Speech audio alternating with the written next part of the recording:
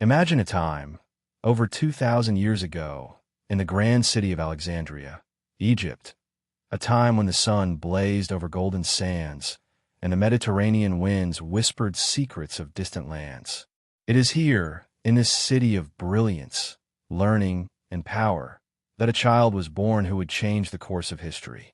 Her name was Cleopatra, and her legacy would be etched in the annals of time. Cleopatra VII was born in 69 BC, into a world of profound political intrigue and cultural splendor. She was born in Alexandria, the crown jewel of Egypt, a city founded by Alexander the Great, and it stood as the heart of knowledge, commerce, and learning in the ancient world. Alexandria was not just a city, it was a crossroads of civilizations. Here, Egyptian traditions met Greek culture, and intellectuals from every corner of the Mediterranean gathered to discuss philosophy, mathematics, and astronomy. At the time of her birth, Egypt was ruled by the Ptolemaic dynasty, a family of Greek descent that had ruled the land since Alexander's general, Ptolemy Soter, took control after Alexander's death. Despite their Greek origins, the Ptolemies had been thoroughly Egyptianized, ruling as pharaohs, and Cleopatra's lineage stretched back nearly 300 years to the founding of the dynasty. Cleopatra's father, Ptolemy XII Elites, was the reigning king of Egypt when she was born. His reign, however, was far from peaceful. Ptolemy XII was known for his political instability, often finding himself in conflict with both his people and Rome. His throne was precarious, and his grip on power was constantly challenged by rebellions and threats of exile. His struggles would become Cleopatra's struggles, setting the stage for the ambitious young princess to navigate a complex world of politics and power. As a child of such a tumultuous dynasty, Cleopatra's birth carried with it a weight of expectation. She was a princess, yes, but her life would not be a simple one. It would be a life marked by ambition, intelligence, and a relentless pursuit of power. The Ptolemaic family's internal politics were often volatile. The siblings in this royal family were often pitted against one another for control of Egypt. In fact, Cleopatra's family relationships were more than just dynastic. They were often characterized by deadly rivalries. But these struggles for power would forge a strong-willed Cleopatra, shaping her into the ruler who would one day captivate the world. Yet, despite the ever-present threat of betrayal and war, Alexandria remained a city of wonder. The Library of Alexandria, the most famous library in the ancient world, stood as a symbol of knowledge and learning. It was a place where scholars, philosophers, and mathematicians from across the ancient world came to study and exchange ideas. Cleopatra, even as a young child, would have been surrounded by the finest minds, soaking in the wisdom of the ages. Alexandria was not just the city of her birth. It was the place that would inspire her intellectual and strategic genius. The city's grand architecture, bustling markets, and spectacular lighthouse, one of the seven wonders of the ancient world, would have made a lasting impression on Cleopatra. She was born into a world of both splendor and danger, where every opportunity was shadowed by potential threats to her family's power. Alexandria's magnificent blend of culture, politics, and history laid the foundation for the woman Cleopatra would become, a ruler who would shape the future of Egypt and the world. In the heart of the mighty Egyptian empire, where the Nile River flowed like a lifeblood, Cleopatra's heritage was both a privilege and a burden. Born into the Ptolemaic dynasty, she was a direct descendant of one of Alexander the Great's generals. Yet, the legacy of this dynasty was far from simple. The Ptolemies, Greek by blood, had ruled Egypt for nearly 3 centuries, but their reign had been marred by constant internal strife and power struggles. Cleopatra's father, Ptolemy XII, was not the greatest ruler Egypt had ever seen. In fact, his reign was characterized by inefficiency and a tendency to cater to Roman influence in order to stay in power. By Cleopatra's birth, Egypt was a vassal state of Rome, and Ptolemy's rule was often seen as weak. His reliance on Rome for support and financial aid did little to endear him to the Egyptian people, and it painted the royal family as little more than puppets in a foreign power's hands. Yet, Cleopatra's bloodline carried an undeniable weight, one that she would learn to wield with masterful skill. Ptolemy XII had many children, but Cleopatra's position as the eldest daughter put her in a prime position to eventually inherit the throne. Her father's reign, however, was often precarious, with tensions mounting between him and Rome. In her early childhood, Cleopatra was likely witness to these tensions, as her father struggled to keep his crown and Egypt's independence intact. While Cleopatra's father was embroiled in politics and financial issues, her mother, whose identity remains somewhat shrouded in mystery, was probably a strong influence on her upbringing. Ancient sources suggest that Cleopatra's mother was perhaps a woman of noble Egyptian descent, but little is known about her. What is clear, however, is that Cleopatra's upbringing was shaped not just by her father's volatile reign, but by the complexities of being a royal in a world defined by harsh politics. In the royal court of Alexandria, Cleopatra was not just treated as a princess, but as a future ruler. The Ptolemaic court was a place of luxury, but also of treachery. In such an environment, family could be both an asset and a liability. The royal siblings were often forced into bitter rivalries for control over the throne, and Cleopatra was no exception. Her early life would have been filled with intrigue, power plays, and subtle battles for dominance. From the moment she was born, Cleopatra's destiny was set on a path where power, intelligence, and ruthlessness would be her most important tools. The Ptolemies themselves were a unique mix of Egyptian and Greek cultures, a blend that created a royal family unlike any other. Cleopatra, with her sharp intellect and ambition, would become one of the few rulers of the Ptolemaic dynasty to embrace her Egyptian heritage fully. While many of her ancestors had kept to the Greek traditions, Cleopatra saw herself as the true heir of the pharaohs, and she would strive to portray herself as the living embodiment of Egypt's ancient gods and traditions. She was known to speak several languages, including Egyptian, which was remarkable for someone in her position. The ability to communicate with her people in their native tongue set her apart from many of her predecessors who had ruled Egypt from a distance, often speaking Greek and remaining removed from Egyptian customs. This fluency in Egyptian would later become one of her most significant advantages as she built her political alliances and navigated the complexities of Egyptian and Roman. But for now, as a child, Cleopatra was just beginning to understand the forces at play in her world. She was surrounded by the power and wealth of the Ptolemaic dynasty, but also by the tensions that simmered within her own family. The royal court was a place where rivalries ran deep, and the shadows of betrayal were ever present. Yet, Cleopatra would soon learn how to maneuver through this environment with a skill that would later earn her the title of one of history's greatest rulers. From the moment Cleopatra took her first breath in Alexandria, the stage was set for a life filled with extraordinary challenges, profound intellect, and a destiny that would change the course of history. As a child of royal blood, Cleopatra's early years were not just about living in opulence, but about preparation for a throne that demanded both intellect and strength. In the shadow of Egypt's great past, she would learn the lessons that would help her navigate a treacherous world of power, politics, and intrigue. In the royal court, Cleopatra was not simply another princess to be groomed for marriage or ceremonial duties. She was a potential ruler in a world where the balance of power was fragile and royal succession was anything but secure. From a young age, Cleopatra was trained in the arts of diplomacy, governance, and rhetoric. The royal court was a melting pot of Greek and Egyptian culture, and it was here that she would receive the finest education available. Her education, far from the typical training of many princesses, was rooted in both Greek philosophy and Egyptian traditions. This blend of cultures gave Cleopatra a unique perspective on leadership, one that allowed her to understand the intricate politics of both her own people and the growing power of Rome.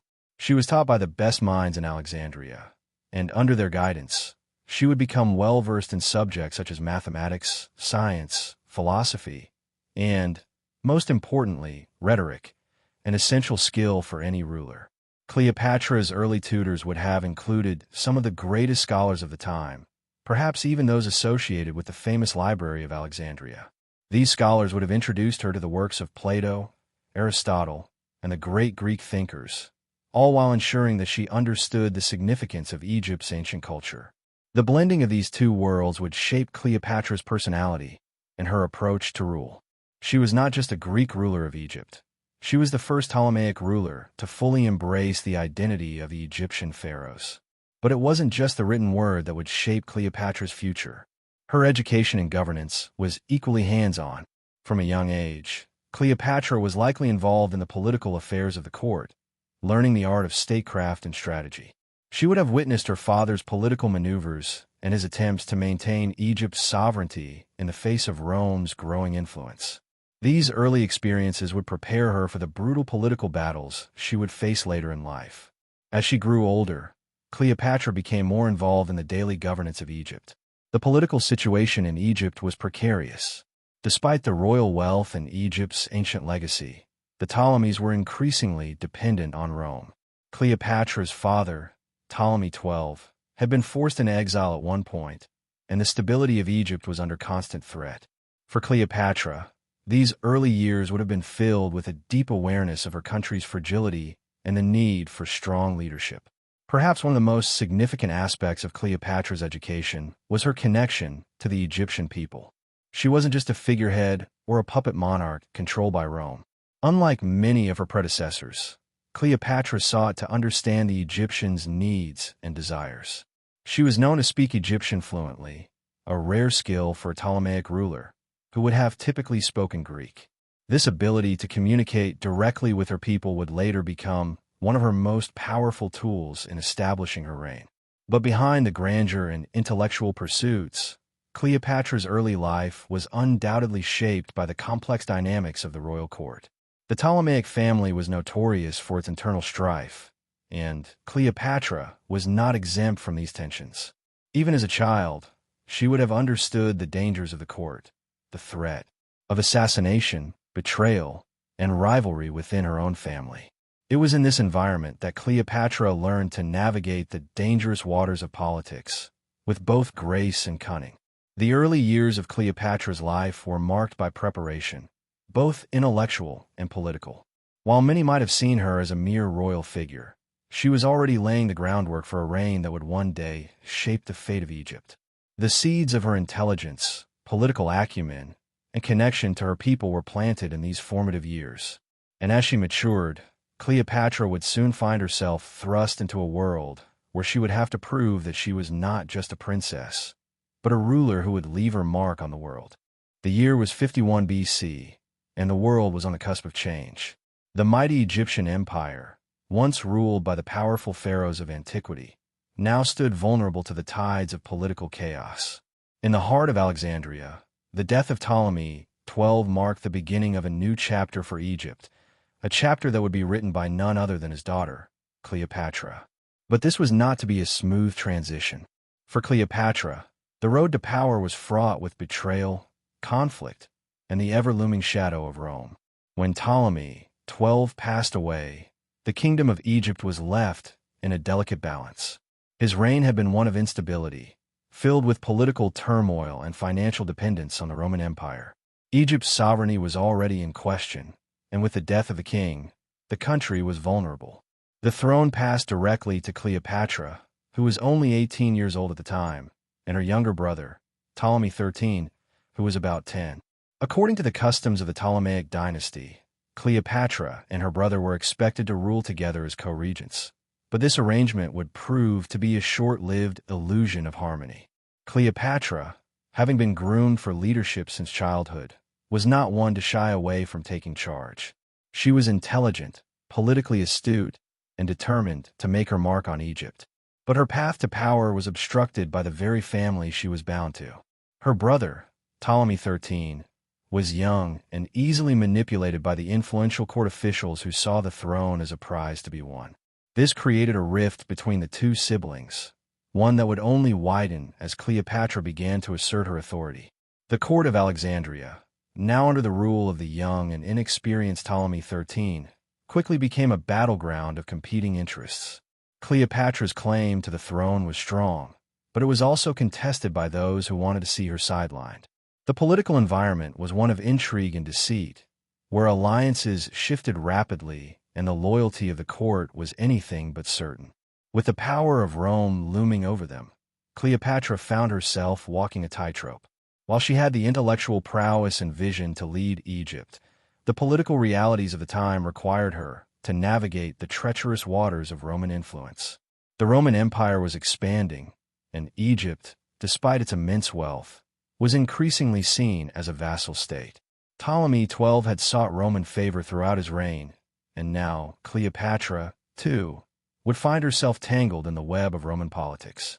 Her early reign was marked by internal conflict, as Cleopatra struggled to maintain control over her throne against both her brother and the court. She knew that in order to secure her position, she would have to forge powerful alliances, not just with the court, but also with the growing power of Rome. In these early years, Cleopatra was not just fighting for the throne, she was fighting for Egypt's survival.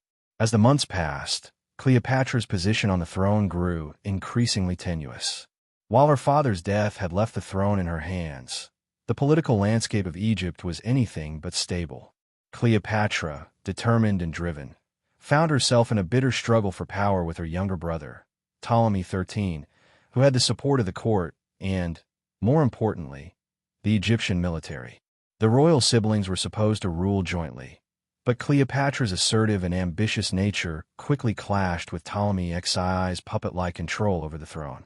Though Cleopatra was the rightful ruler, her brother's advisors, seeking to maintain their grip on power, orchestrated a plan to keep Cleopatra sidelined. Cleopatra, a shrewd and capable leader, was not one to be easily ignored. As the rift between the siblings deepened, the situation grew dire, and it became clear that a direct conflict between the two was inevitable. Ptolemy XIII, only a child, was heavily influenced by his advisors, who pushed him to assert his dominance. The court, divided by its allegiances, became a place where Cleopatra's every move was scrutinized, and her rival's attempts to outmaneuver her grew bolder. Cleopatra was forced into exile, temporarily driven out of Alexandria and away from her rightful position. For the first time, it seemed as though her dream of ruling Egypt was slipping away. Despite the setbacks, Cleopatra was not defeated. She understood that in this game of power, survival depended on more than just the support of her people. It required the strategic alliances that could turn the tide in her favor. In her exile, Cleopatra began to formulate a plan that would change the course of her destiny. She realized that if she was to regain her throne, she needed a powerful ally, someone who could bring her the military and political support she desperately needed.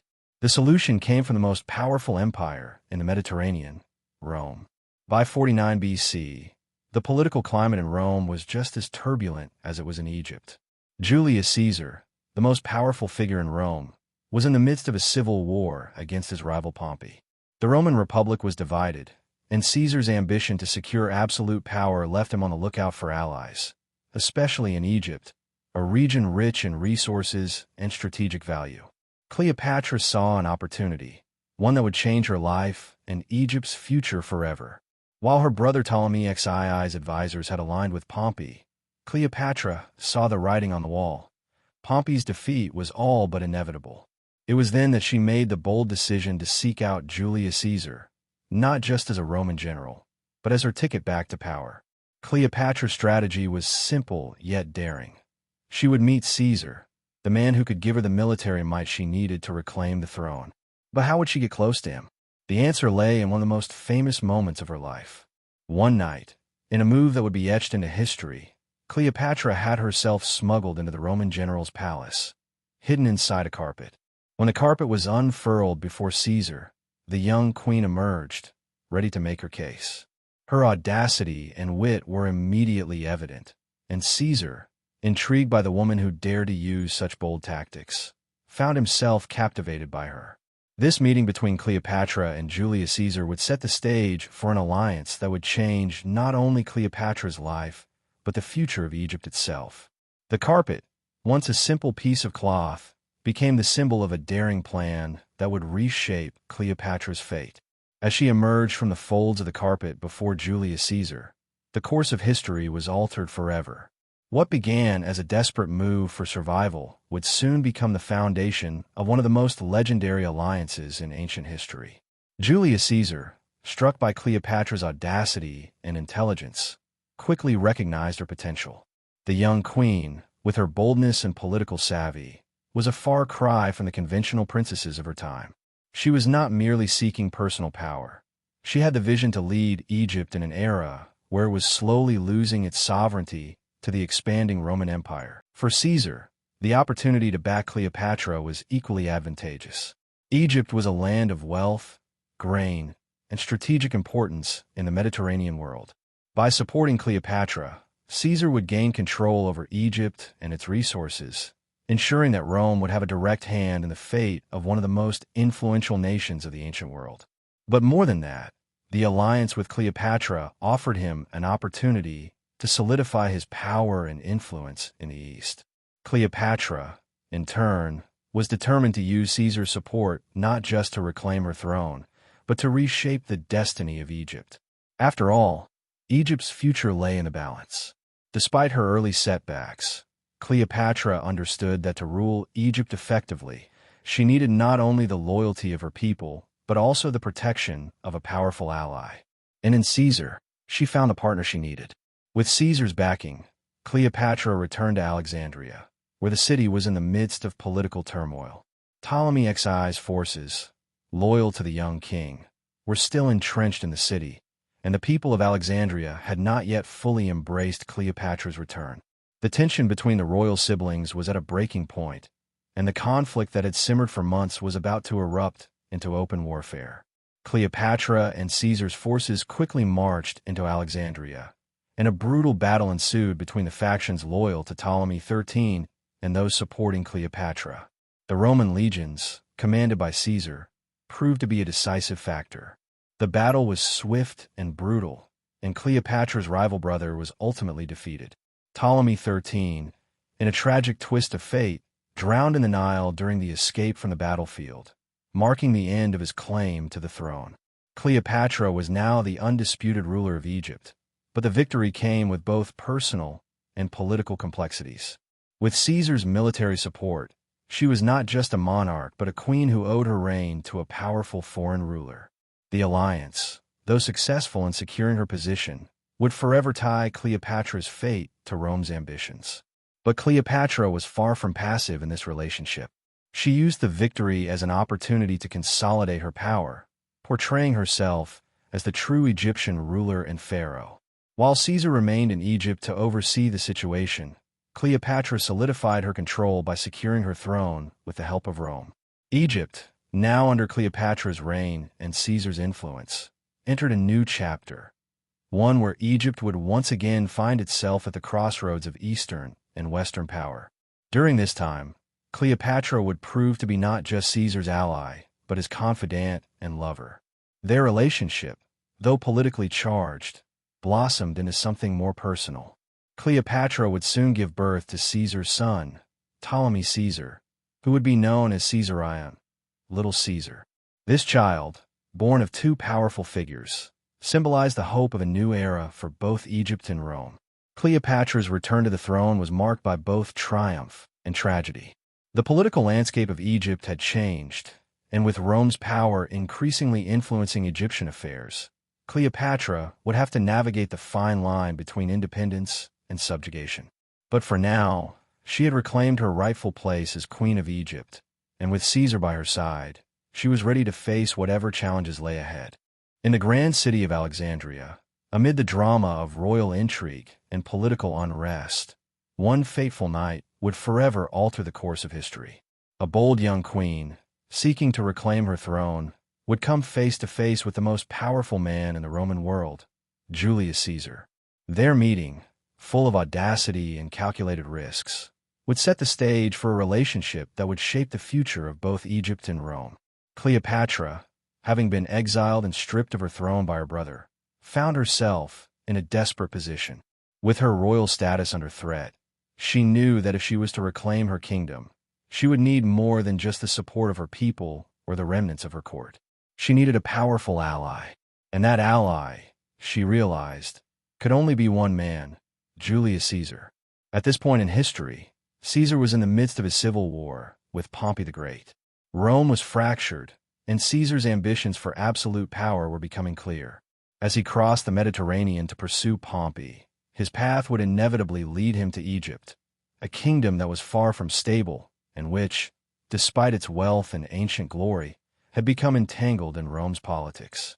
Cleopatra, aware of Caesar's ambitions, understood that aligning herself with Rome's most powerful figure was the key to regaining her throne and securing Egypt's future. But how could she approach him? Cleopatra, ever the strategist, knew that she had to make a bold and unforgettable entrance. She could not simply send a messenger or wait for fate to take its course. No, Cleopatra would need to do something that would capture Caesar's attention immediately and show her as a ruler of both intelligence and cunning. It was here that Cleopatra's famous tactic would unfold, one that has since been immortalized in history. To meet Caesar, Cleopatra had herself smuggled into his presence inside a large rolled-up carpet, brought directly to his chambers. The carpet, at first glance, appeared to be nothing more than a simple bundle of cloth. But as it was unrolled before Caesar, a figure emerged from within, Cleopatra, the young queen of Egypt, ready to make her case for the throne. The audacity of the move was not lost on Caesar. Cleopatra's dramatic entrance was not just a display of her courage, but also a demonstration of her intelligence. It was a move designed to leave a lasting impression on the most powerful man in Rome, and it worked. Caesar, intrigued by the young queen's boldness, saw in her not just a desperate monarch, but a woman who could be a worthy ally. Her audacity and charm captivated him, and the groundwork for an alliance was laid in that very moment. For Cleopatra, this meeting was far more than a mere political maneuver. It was a turning point in her life, a moment where she began to forge her destiny. She understood that Caesar was not just a tool to regain power. He was a man who could reshape the future of Egypt itself. But while the encounter was one of boldness and charisma, it also signaled the beginning of a political alliance that would change both the Roman and Egyptian worlds forever. The first meeting between Cleopatra and Julius Caesar was only the beginning of a far more complex and powerful relationship. While their initial encounter was marked by audacity and charm, the foundation of their alliance was built on mutual ambition. Cleopatra knew that the Roman general held the key to her throne, and Caesar understood that aligning himself with Cleopatra would provide him with a vital stronghold in the East, a gateway to securing control over Egypt and its vast resources. Once Cleopatra had gained Caesar's attention, she wasted no time in solidifying their bond. Cleopatra's intelligence and ambition were evident in every word she spoke to Caesar. She wasn't merely seeking personal power. She saw a future where Egypt could rise again, under the protection and influence of Rome. Her vision for Egypt's future was one of independence, yet linked to the growing Roman Empire. The alliance she saw was more than a political marriage. It was a partnership that would benefit both sides. Caesar, in turn, recognized the political importance of Egypt. A stable, prosperous Egypt was critical to Rome's dominance in the Mediterranean world. But Caesar's motivations were not purely altruistic. His ambitions were expansive, and controlling Egypt would give him the resources and strategic advantage he needed to cement his rule over Rome. For Caesar, Cleopatra represented more than just a ruler of Egypt. She was a means to achieve greater control over the eastern Mediterranean and to solidify his political power.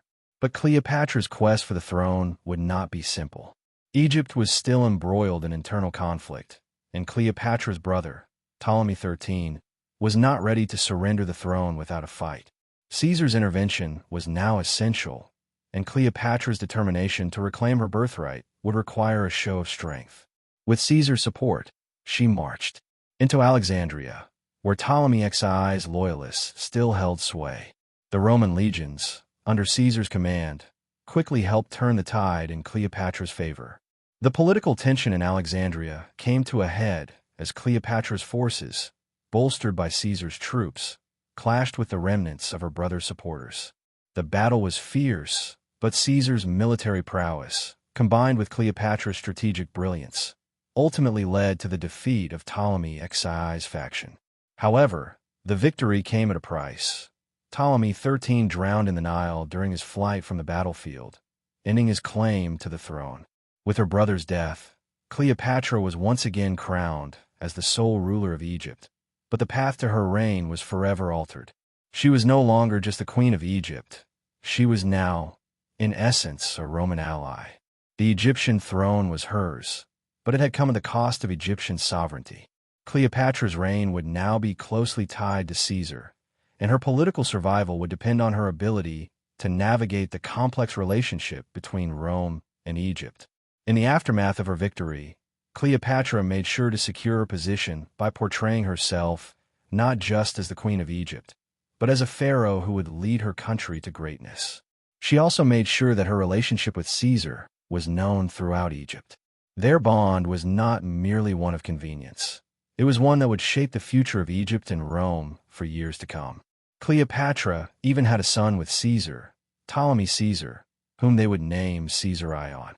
This child, born of Roman blood, symbolized the union of two great powers, and was seen by many as the future of Egypt, a future intertwined with the Roman Empire. While Cleopatra celebrated her triumph, she knew that her position remained fragile. She had reclaimed the throne, but her reign was not yet secure. As long as Caesar was in Rome, Cleopatra's rule would remain at the mercy of political currents in the Roman Republic. And yet, with Caesar's military and political support, Cleopatra was ready to face whatever challenges lay ahead, all while strengthening her ties to the Roman world. The dust had barely settled from the battle for Alexandria when Cleopatra found herself at the center of a new war, one that was not just for her throne, but for Egypt's survival. With Julius Caesar by her side, Cleopatra was now the undisputed queen of Egypt, but her position was fragile. The political landscape was still rife with opposition, both internal and external. And in the wake of Caesar's victory, Cleopatra knew that her reign would be defined not just by her claim to the throne, but by her ability to maintain control over the kingdom amidst the growing influence of Rome. Following the defeat of Ptolemy XIII, Cleopatra's immediate task was to secure her reign in the face of widespread unrest.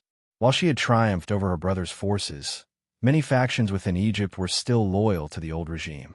The defeat of Ptolemy XIII was just the beginning of a series of military and political battles Cleopatra would have to fight. Egypt, as vast and ancient as it was, had always been a land of political fragmentation. Loyalty to the throne was often uncertain, and Cleopatra's rise to power was seen by some as a foreign-backed coup rather than a legitimate succession. Cleopatra, however, was a master of political maneuvering, and she quickly sought to consolidate her rule by making key alliances within Egypt. She was astute enough to understand that her rule could not rely solely on Caesar's military support. Egypt's internal factions, including powerful priests and nobles, had to be brought into the fold to ensure stability. Cleopatra worked tirelessly to strengthen her relationships with these groups, making sure that the Egyptian elite felt that their interests were respected.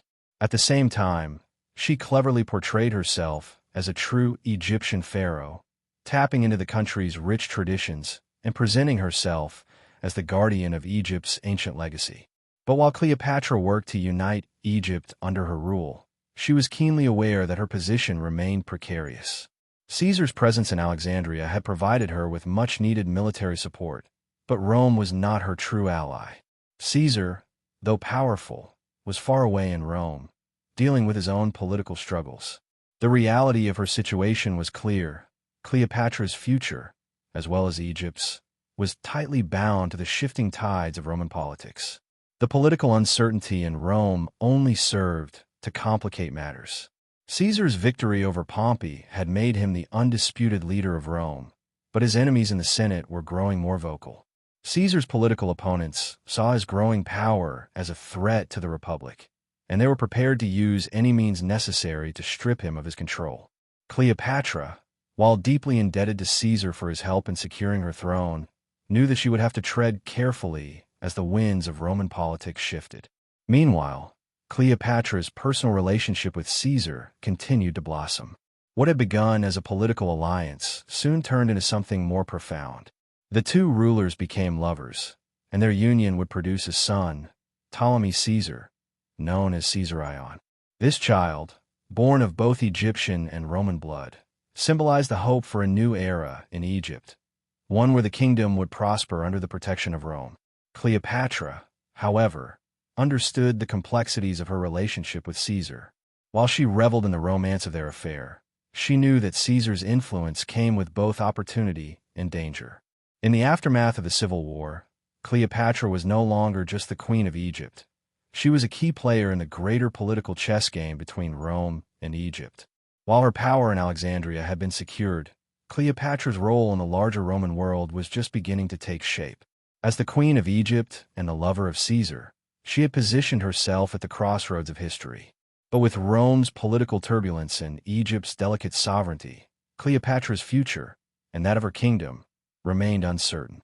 As the sun set over Alexandria, Cleopatra found herself at the center of an unfolding drama that would shape the future of Egypt and, indeed, the world. Her political and personal alliance with Julius Caesar had already proven pivotal, but a new chapter was about to begin. One that would tie her fate even more tightly to Rome and solidify her legacy as one of history's most famous queens. The year 47 BC marked a momentous occasion for Cleopatra. It was during this time that she gave birth to a son, Ptolemy Caesar, affectionately known as Caesarion, meaning Little Caesar. The birth of Caesarion was not just a personal triumph for Cleopatra, but a significant political symbol. The child was the direct result of Cleopatra's affair with Julius Caesar, and his birth was a testament to the deepening connection between Egypt and Rome. Caesarion was not only Cleopatra's heir, but also a living symbol of the union between the two great powers. Caesarion's birth marked the beginning of a new era for Cleopatra and Egypt. While Caesar remained in Rome, his political influence continued to loom large over Egypt. Caesarion's very existence ensured that Cleopatra's reign would be connected to the future of Rome. If Caesar was to claim Egypt as his own, then Caesarion would be his natural heir, cementing Cleopatra's position as the Queen of Egypt, with the full backing of the Roman Empire. But the birth of Caesarion also created new challenges for Cleopatra. While her son's birth strengthened her position in Egypt, it further complicated her relationship with the Roman Senate and her standing in Rome. Caesar's affair with Cleopatra was controversial in Rome, and though he had a legitimate son in Caesarion, his relationship with Cleopatra raised questions about his intentions for Egypt. The political consequences of their union were far-reaching, and Cleopatra knew that the fate of her son and Egypt was intricately tied to Caesar's future. Cleopatra's new status as the mother of Caesarion elevated her influence, but also deepened her connection to the Roman Empire. The union with Caesar did not just serve to secure her throne, it opened doors for Egypt's continued relationship with Rome. Cleopatra's savvy political acumen and her ability to maintain a delicate balance between power and diplomacy ensured that Egypt remained a strong player in the Mediterranean world. Yet, she was not blind to the challenges that lay ahead. The power of Rome was growing stronger, and Egypt's sovereignty was becoming more entwined with Roman politics. With Caesar's presence in Egypt and the birth of Caesarion, Cleopatra positioned herself as both a lover and a political ally to Rome's most powerful leader. She knew that she could not rely solely on her connection with Caesar to secure her reign. Rome's future would depend on Caesar's political survival. But Cleopatra was a woman of great intelligence, and she understood that her alliance with Caesar would place Egypt in a delicate position, balancing between independence and subjugation. In the years that followed, Cleopatra would continue to navigate the shifting dynamics of her relationship with Caesar and the growing power of Rome. She knew that the stakes were high. Her legacy and Egypt's future were at risk if she could not maintain control over the political forces around her. Yet, she was confident in her ability to wield power and influence, both in Egypt and in the grand halls of Alexandria. Amidst the backdrop of power struggles and political intrigue, Cleopatra carried with her the hopes of both Egypt and Rome. Her pregnancy, though deeply personal, was also laden with political weight. As she awaited the birth of her child, the world around her grew more tense. Egypt's future, her reign, and the relationship with Rome all rested on the promise of this new life. Cleopatra, now deeply entrenched in a relationship with Julius Caesar, knew the implications of carrying his child. The birth of a son was a turning point, both for her personally and for Egypt's future. It was not merely a royal birth. It was the child of Julius Caesar, the most powerful man in Rome, and Cleopatra, the Queen of Egypt. This child, if born a son, would not only secure Cleopatra's position, but also strengthen Egypt's ties to the mighty Roman Empire. The idea of a child who could bridge the gap between the two great powers was enough to change the trajectory of the entire Mediterranean world. The pregnancy was a time of anticipation and strategic planning for Cleopatra. Every moment, every decision, would impact not only her future, but the future of Egypt itself. As the months passed, Cleopatra's advisors and courtiers must have realized the immense significance of this child. It was more than just the birth of an heir to the throne. It was the birth of a symbol, the very embodiment of the political union between Egypt and Rome. But while Cleopatra prepared for the birth, her world was anything but calm. Her relationship with Caesar was already stirring political controversy in Rome. Caesar's affair with Cleopatra, and the prospect of his son being born to a foreign queen, was not welcomed by all in the Roman Senate. The idea of a legitimate Roman heir being raised in Egypt created ripples of discontent among Caesar's political enemies. Cleopatra understood that the arrival of Caesarion would be both a blessing and a burden. For her, it meant the chance to strengthen her rule, but for Caesar, it meant the deepening ties between Rome and Egypt, something both his allies and rivals would scrutinize. In Alexandria, the royal court buzzed with the excitement of a royal birth. But for Cleopatra, there was little room for personal celebration. Every move, every word would be analyzed. This pregnancy symbolized more than just motherhood.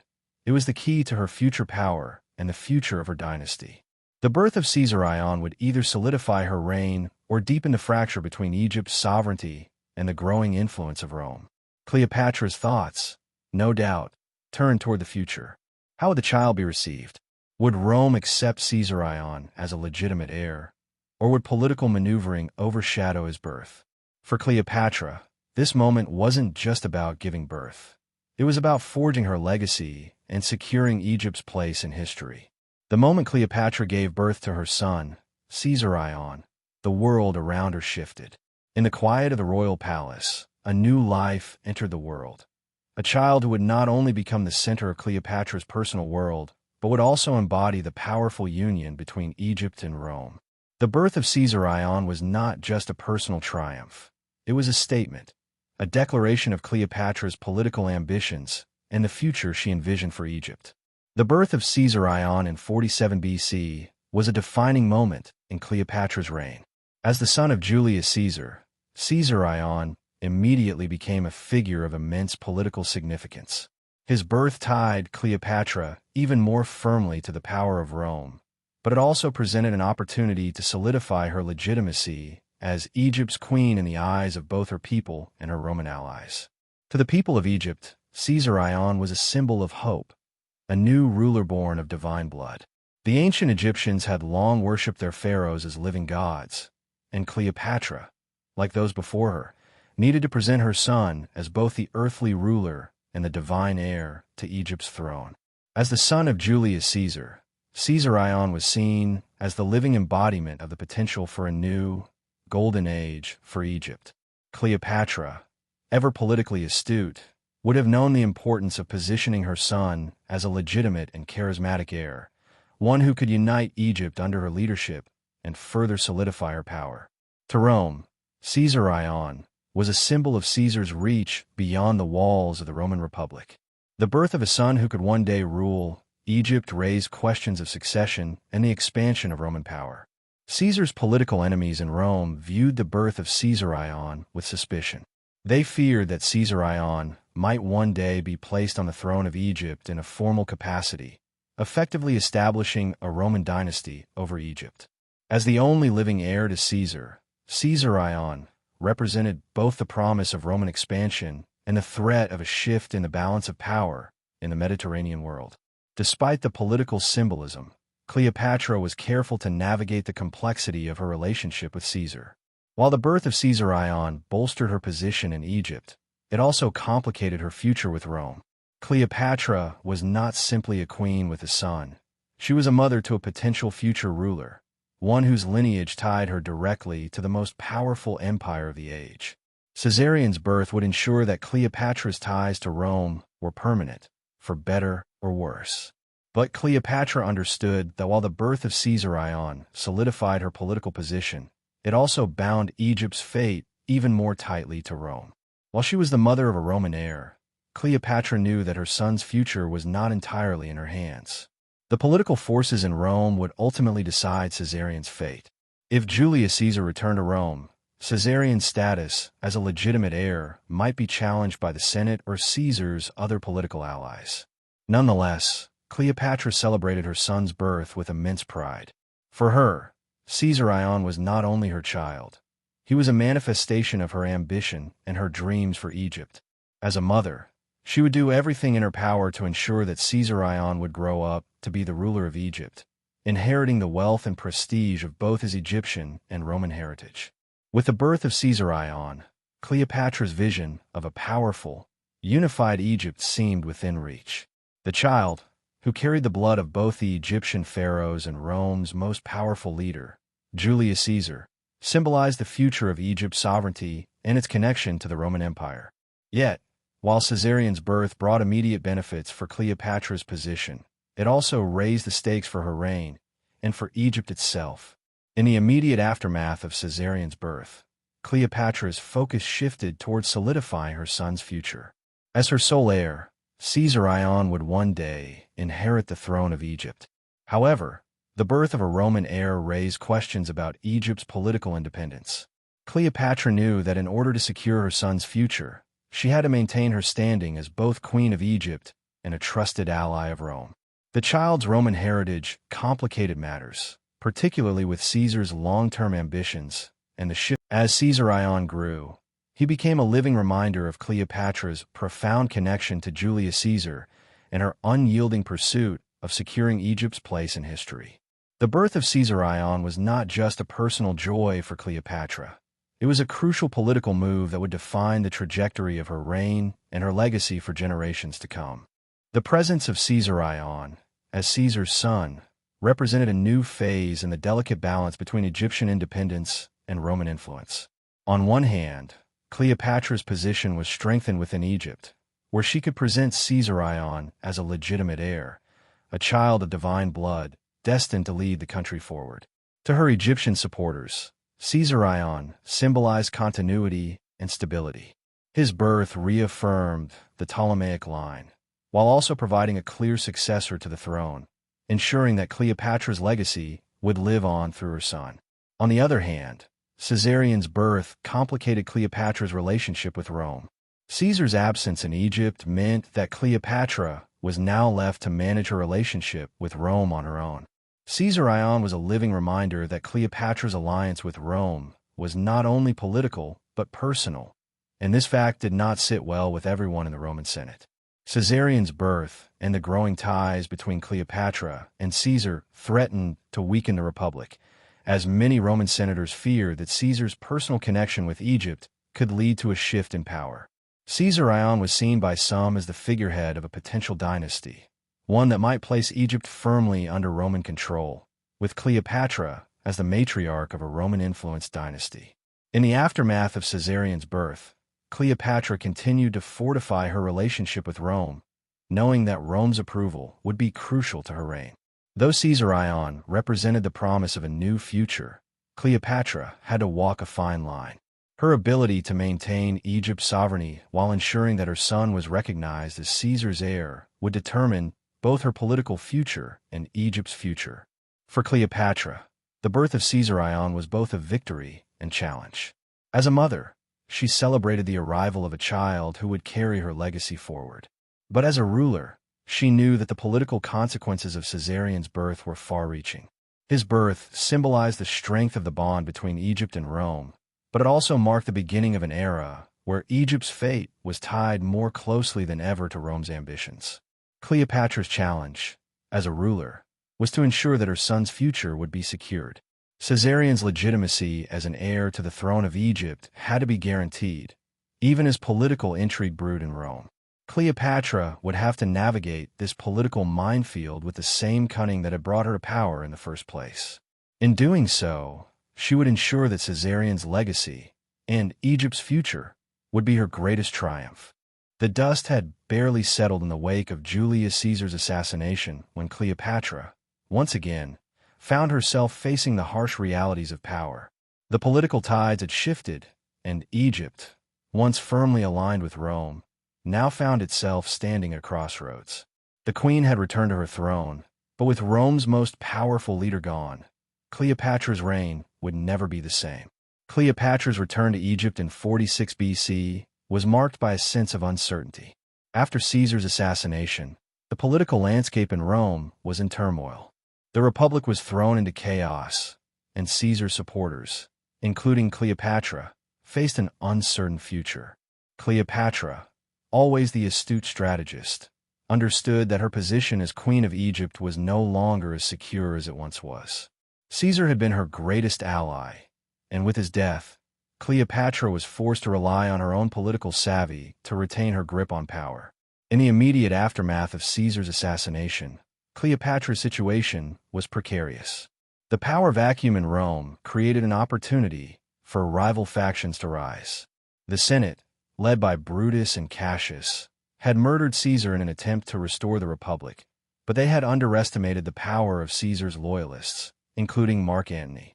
As the political chaos raged in Rome, Cleopatra's attention turned back to her kingdom, where she faced internal struggles.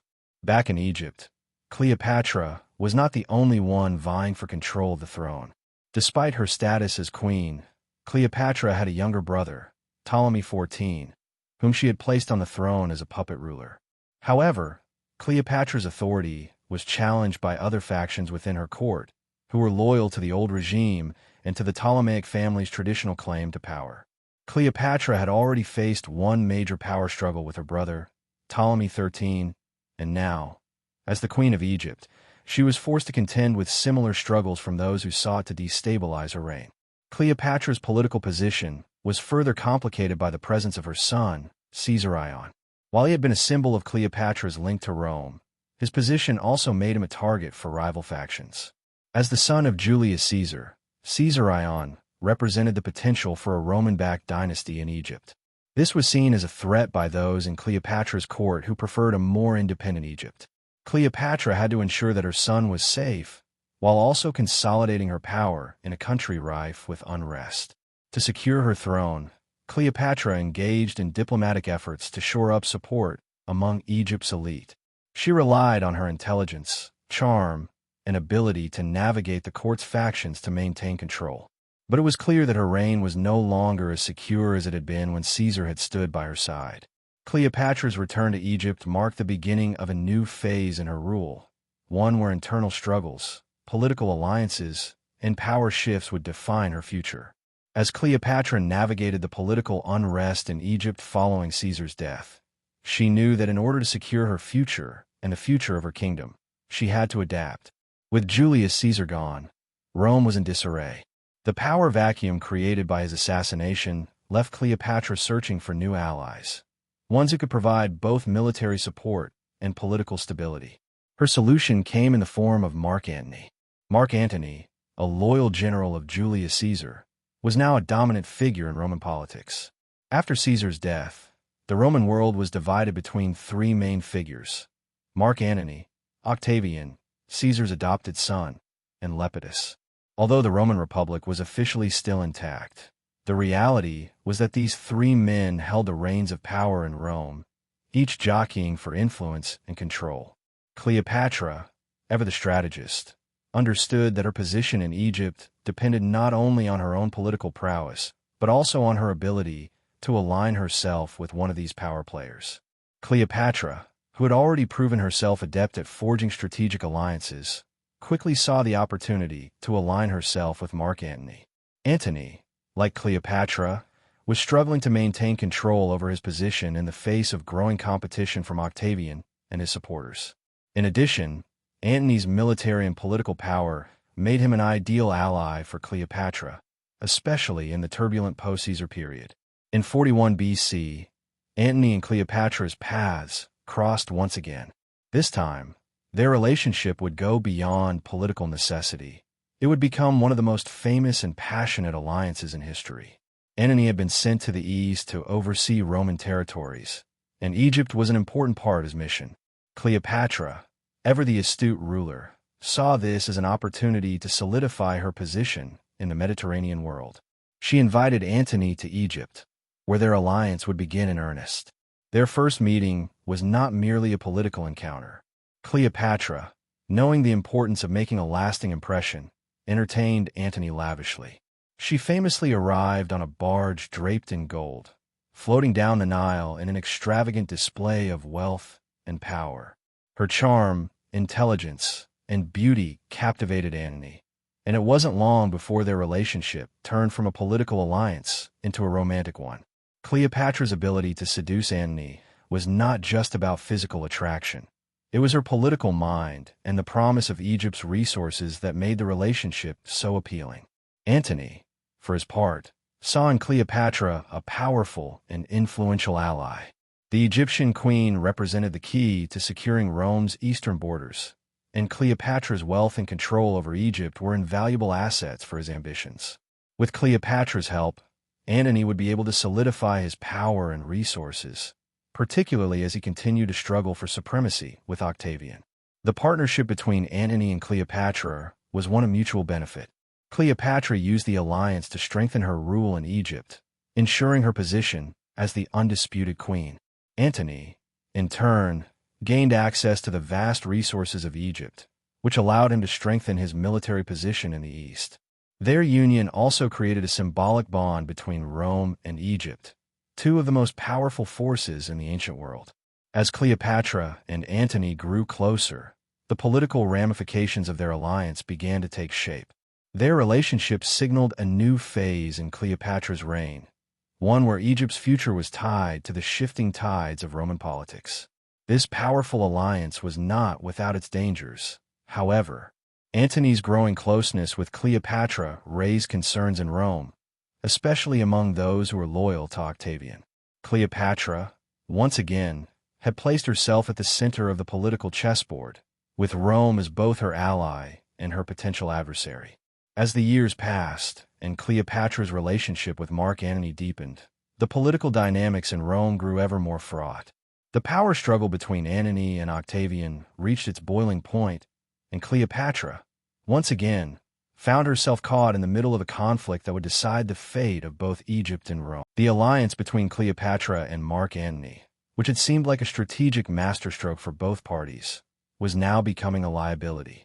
Cleopatra's relationship with Antony, and her involvement in Roman politics, was viewed with increasing suspicion in Rome. Octavian, the adopted son of Julius Caesar and Antony's rival, saw the growing closeness between Cleopatra and Antony as a threat to his own political future. For Octavian, the Egyptian queen was not just a foreign monarch. She was a symbol of Antony's shifting loyalty and ambition, which made her a target. In Rome, the alliance between Antony and Cleopatra was perceived as a challenge to the Republic's traditional values. The Roman Senate, which had grown increasingly distrustful of Antony's growing influence, used Cleopatra as a way to discredit him. They painted Cleopatra as a foreign seductress who was manipulating Antony for her own gain, threatening Roman interests. Octavian, who skillfully manipulated public opinion in his favor, used this portrayal of Cleopatra and Antony to rally the people of Rome against them. The tide of Roman sentiment turned sharply against the couple, making their political position increasingly untenable.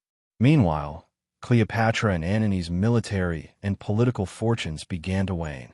Antony, who had been pushing for greater control over the Roman East, was now forced to make difficult decisions as Octavian continued to consolidate his power in Rome.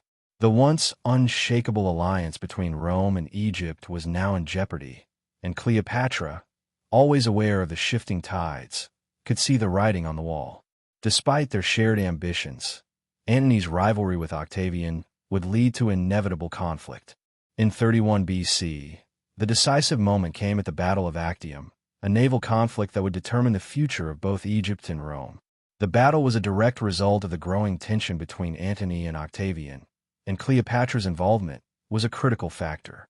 As Antony's ally, Cleopatra provided him with a fleet and resources, making her participation in the battle not just a political gesture, but a critical military move. The battle itself was disastrous for Antony and Cleopatra. Despite the combined forces of their armies and fleets, Octavian's forces triumphed, and Antony's fleet was decisively defeated. The consequences were immediate and devastating. After the loss, Antony and Cleopatra retreated to Egypt, where they faced a final, fateful choice: to surrender or to die in defiance. Cleopatra, who had once envisioned a future where Egypt was once again a dominant power under her rule, was now at the mercy of the forces of Rome. The defeat at Actium marked the beginning of the end for her reign, and her relationship with Antony became the symbol of Egypt's downfall. Though she had hoped to secure Egypt's independence through her alliance with Antony, the Battle of Actium was a reminder that Egypt's fate was forever tied to the ambitions and whims of Rome. The death of Antony and Cleopatra would soon follow, and with it, the end of the Ptolemaic dynasty and the absorption of Egypt into the Roman Empire. Cleopatra, the last pharaoh of Egypt, would leave a legacy defined by both brilliance and tragedy, a queen who sought to preserve her kingdom and her people's legacy, but ultimately succumbed to In the wake of Julius Caesar's assassination, the balance of power in Rome was in flux, and Cleopatra found herself at the crossroads of two worlds: Egypt, her home and kingdom, and the Roman Republic, where the political drama of the age was unfolding. With Caesar gone, Cleopatra's position had shifted. She had already forged a powerful connection with Caesar, but his death created a void in the relationship between Egypt and Rome. Now, Cleopatra needed to secure her future and protect Egypt's independence. This time, by aligning herself with Mark Antony, the Roman general who was gaining power in the aftermath of Caesar's death. When Caesar was assassinated in 44 BC, the Roman world was thrown into chaos. Mark Antony, Caesar's loyal general and ally, had been a key figure in Caesar's rise to power. After Caesar's death, Antony became one of the key players in the political struggle between the forces loyal to Caesar and those seeking to restore the Roman Republic. The Republic itself was becoming increasingly fragmented, with Antony, Octavian, Caesar's adopted son, and Lepidus forming a tenuous alliance known as the Second Triumvirate. But despite the triumvirate's power, internal divisions were growing, and the struggle for ultimate control was imminent. For Cleopatra, the political landscape of Rome was a puzzle. She knew that to ensure Egypt's survival and maintain her own reign, she needed an ally. The power vacuum left by Caesar's death meant that Rome was vulnerable to internal strife, and Cleopatra had to navigate these shifting alliances carefully. After a brief period of relative isolation following Caesar's assassination, Cleopatra saw a strategic opportunity in Mark Antony. He was a man who commanded respect, with military power and political influence in Rome, and more importantly, he was in need of allies to maintain his grip on the eastern provinces, including Egypt. Cleopatra knew that an alliance with Antony was essential for Egypt's future. Egypt had always been a wealthy and strategic land, but its survival as an independent kingdom was now at risk due to Rome's growing influence. The success of Antony's campaign in the east depended on strong alliances with the major regional powers, and Egypt, under Cleopatra, could be a powerful ally. At the same time, Cleopatra saw an opportunity to secure her son's position, as Caesarion's legitimacy as the heir to both Egypt and Rome could be ensured if she formed an alliance with Antony. Cleopatra's decision to meet with Mark Antony was as much political as it was personal. She understood that by aligning herself with him, she could not only safeguard her throne, but also position herself as a key player in the complex Roman power struggles. She was not just looking for a military alliance. She was seeking a long-term partnership, one that could redefine the future of both Egypt and Rome. It was in 41 BC, in a politically charged moment for both Cleopatra and Antony, that their paths would cross again. This time, the meeting would not be a mere diplomatic gesture. It would lay the foundation for a deep alliance, one that would intertwine their fates forever. Cleopatra's decision to meet Antony marked the beginning of a partnership that would change the course of history. In the months leading up to her meeting with Mark Antony, Cleopatra knew that the stakes could not have been higher. She was already a powerful queen, but she was well aware that the balance of power between Egypt and Rome had shifted dramatically. To secure her place in this new world order, she had to not only win Antony's favor, but also capture his imagination. For Cleopatra, this was more than just a political meeting. It was a carefully orchestrated moment to prove her worth as both a ruler and an ally to the Roman general. Cleopatra had long been a master of political maneuvering, and she knew how to leverage her charm, intellect, and the resources of her kingdom to her advantage. Her preparations for the meeting with Antony were designed to impress him on every level, physically, intellectually, and emotionally. Cleopatra was keenly aware that Antony was not just a military leader, but also a man with his own ambitions and desires.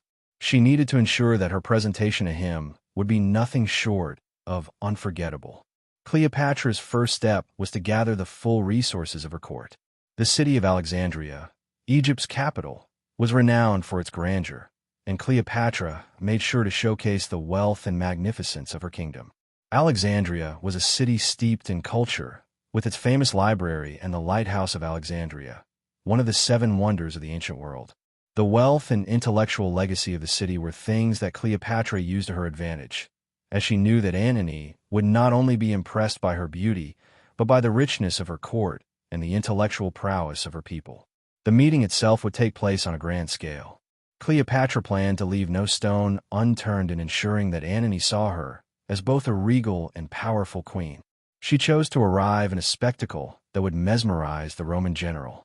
She made a dramatic entrance aboard a golden barge, rowed by slaves and decorated with royal splendor.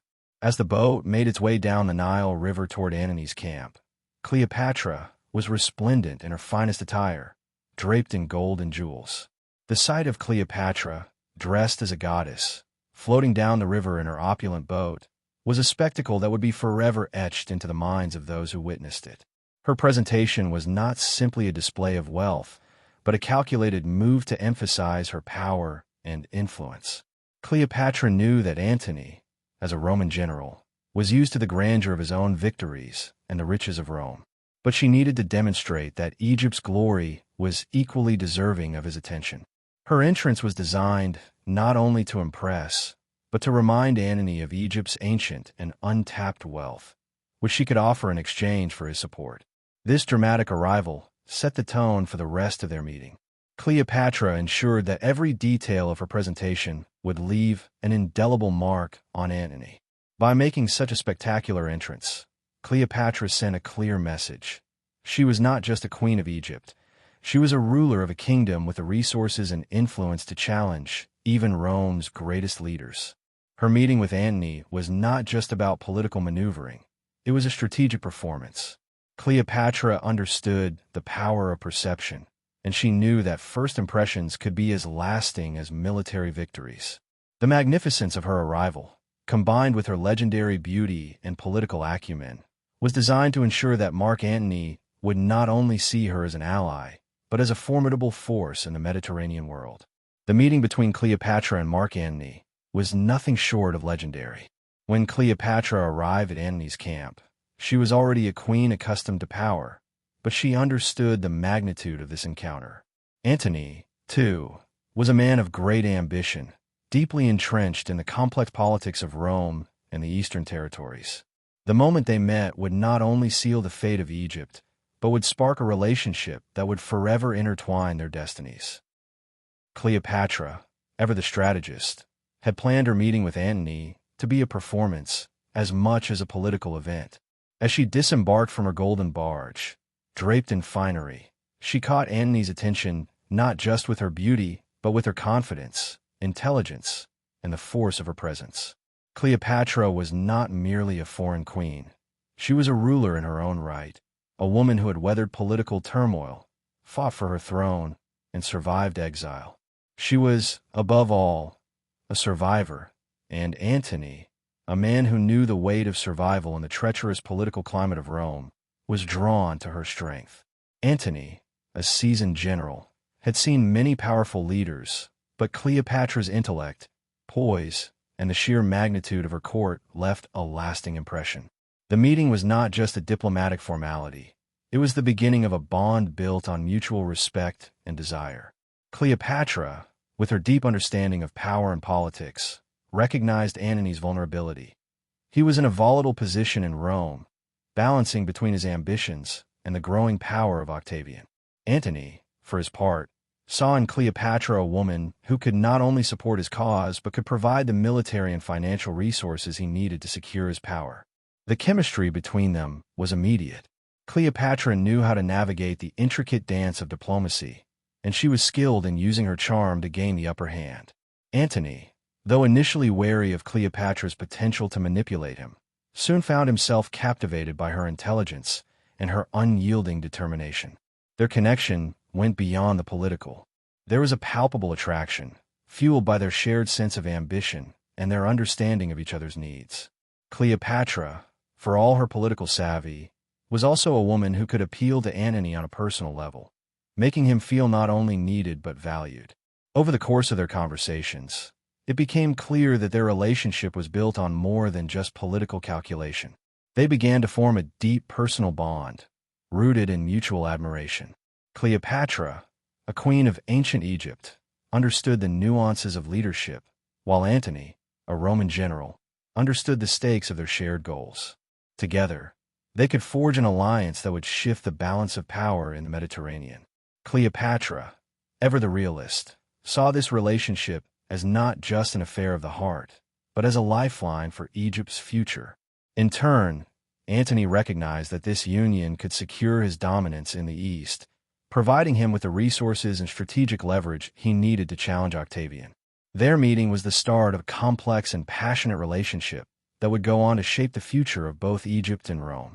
Cleopatra and Antony were not merely two rulers coming together for political advantage. They were two leaders who, at this moment, saw in each other the power to secure their destinies. Cleopatra's decision to align herself with Antony was not just a strategic one. It was a personal connection that would become as legendary as the political union it created. As Cleopatra and Mark Antony's relationship deepened, so did the political ramifications of their alliance. What began as a meeting between two ambitious rulers evolved into a powerful union that would alter the course of history. Together, they were poised to challenge the Roman power structure, particularly the rising influence of Octavian. Their alliance not only reshaped the politics of Egypt and Rome, but also had the potential to change the entire Mediterranean balance of power. Cleopatra's alliance with Antony was not merely personal. It was a strategic maneuver designed to ensure Egypt's survival in a world dominated by Rome. Egypt, with its wealth and resources, was a vital player in the Mediterranean. Cleopatra, by aligning herself with Antony, ensured that her kingdom would not be overlooked by the new Roman power structures. But the relationship was not without its challenges. Cleopatra, ever the astute strategist, knew that her future was intricately tied to Antony's success. Their partnership meant that Cleopatra would have to navigate the political complexities of Rome, balancing her loyalty to Antony with the ever-growing power of Octavian. Antony, for his part, saw in Cleopatra not only a powerful ally but a means to secure his position in the East. The resources of Egypt, coupled with Cleopatra's political savvy, gave him the strength to maintain control over the eastern provinces. However, Antony's growing attachment to Cleopatra had significant political consequences in Rome. His opponents in Rome, especially Octavian, viewed this relationship with suspicion. Octavian, who had once been an ally of Antony, now saw him as a rival, and his animosity toward Cleopatra grew as their alliance deepened. Cleopatra's role in Antony's political life became a point of contention in Rome, where she was portrayed as a foreign influence manipulating Antony for her own gain. Despite the political obstacles, Cleopatra remained resolute in her alliance with Antony. Her primary concern was securing Egypt's place in a world increasingly controlled by Rome, and she knew that only by supporting Antony could she ensure that her kingdom remained independent. For Antony, Cleopatra represented not just a political partner, but a symbol of strength and stability in the East. Together, they could challenge Octavian's growing dominance, but they would have to fight a long and bitter political battle. The political and military consequences of their alliance were soon felt in both Egypt and Rome. In Egypt, Cleopatra had consolidated her power, securing the loyalty of her court and the people. Antony, in turn, was able to strengthen his military position in the East, where he would prepare for the inevitable confrontation with Octavian. Their relationship, though politically charged, was also a powerful symbol of the blending of two great civilizations: Rome, with its military might, and Egypt, with its ancient cultural and intellectual legacy. However, their alliance also set the stage for future conflicts.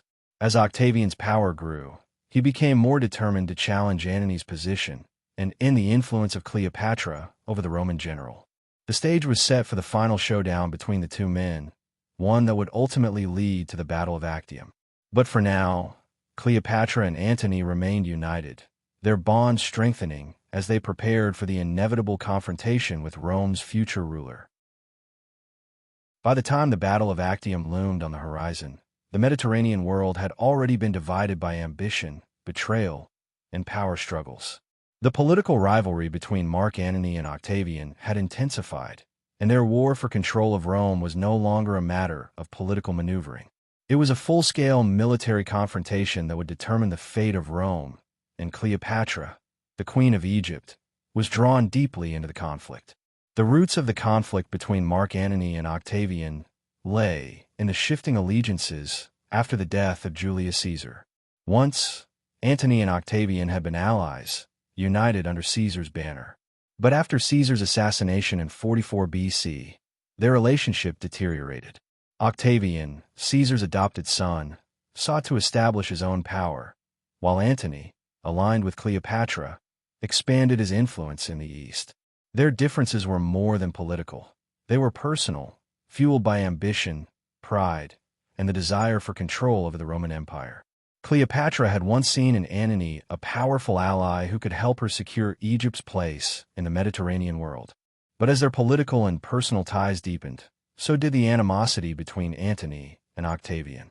In Rome, Octavian's propaganda machine painted Antony as a traitor, someone who had been bewitched by Cleopatra and turned his back on Rome. Antony, for his part, became increasingly isolated, seeking to bolster his position with Cleopatra's resources and military support. As tensions rose, it became clear that war between the two men was inevitable. Octavian, now the undisputed leader of the Western Roman Empire, had the support of the Roman Senate and the people. Antony, despite his control over the East and his strategic alliance with Cleopatra, faced growing dissent and mistrust in Rome. The media war between the two was fierce, with Octavian portraying Antony as a puppet of the Egyptian queen, someone whose loyalty to Rome had been compromised. For Cleopatra, the stakes were high. If Antony lost, Egypt would fall under Octavian's control, and her own reign would be in jeopardy. The final spark that set the stage for the Battle of Actium was the breakup of the Triumvirate, the political alliance between Antony, Octavian, and Lepidus. With Lepidus sidelined, Antony and Octavian were the last two remaining figures vying for absolute power in Rome. The situation in Rome grew more volatile, and soon the conflict could no longer be contained through political maneuvering alone. Antony's decision to invade Greece in 31 BC with Cleopatra's forces, in a last-ditch effort to solidify his power and challenge Octavian's military dominance, was the catalyst for war. Cleopatra, ever the tactician, supported Antony's campaign, knowing that her own fate was tied to his success. The Battle of Actium, a naval confrontation between Antony and Octavian's forces, would be the decisive moment in their rivalry. As the final confrontation between Antony and Octavian loomed on the horizon, both men prepared for the clash that would decide the fate of Rome and its sprawling empire. The Mediterranean would be the battleground, and the future of Egypt, Rome, and the entire ancient world hung in the balance. For Cleopatra and Antony, this was not just a military campaign. It was a fight for survival, a contest to maintain their power and protect their legacies. Antony, ever the experienced general, sought to use his stronghold in the east to his advantage. He had a formidable army, bolstered by the resources of Egypt, and his alliance with Cleopatra provided him with much-needed naval support. Cleopatra, aware that her future as Queen of Egypt depended on Antony's success, committed her fleet to his cause. Her involvement in the conflict was crucial, as her ships would provide Antony with the necessary strength to face Octavian's superior naval forces. In contrast, Octavian, the shrewd and calculating leader, had the advantage of Roman public opinion on his side. His military resources were vast, and he had the support of the Senate, which gave him access to a large and highly trained army.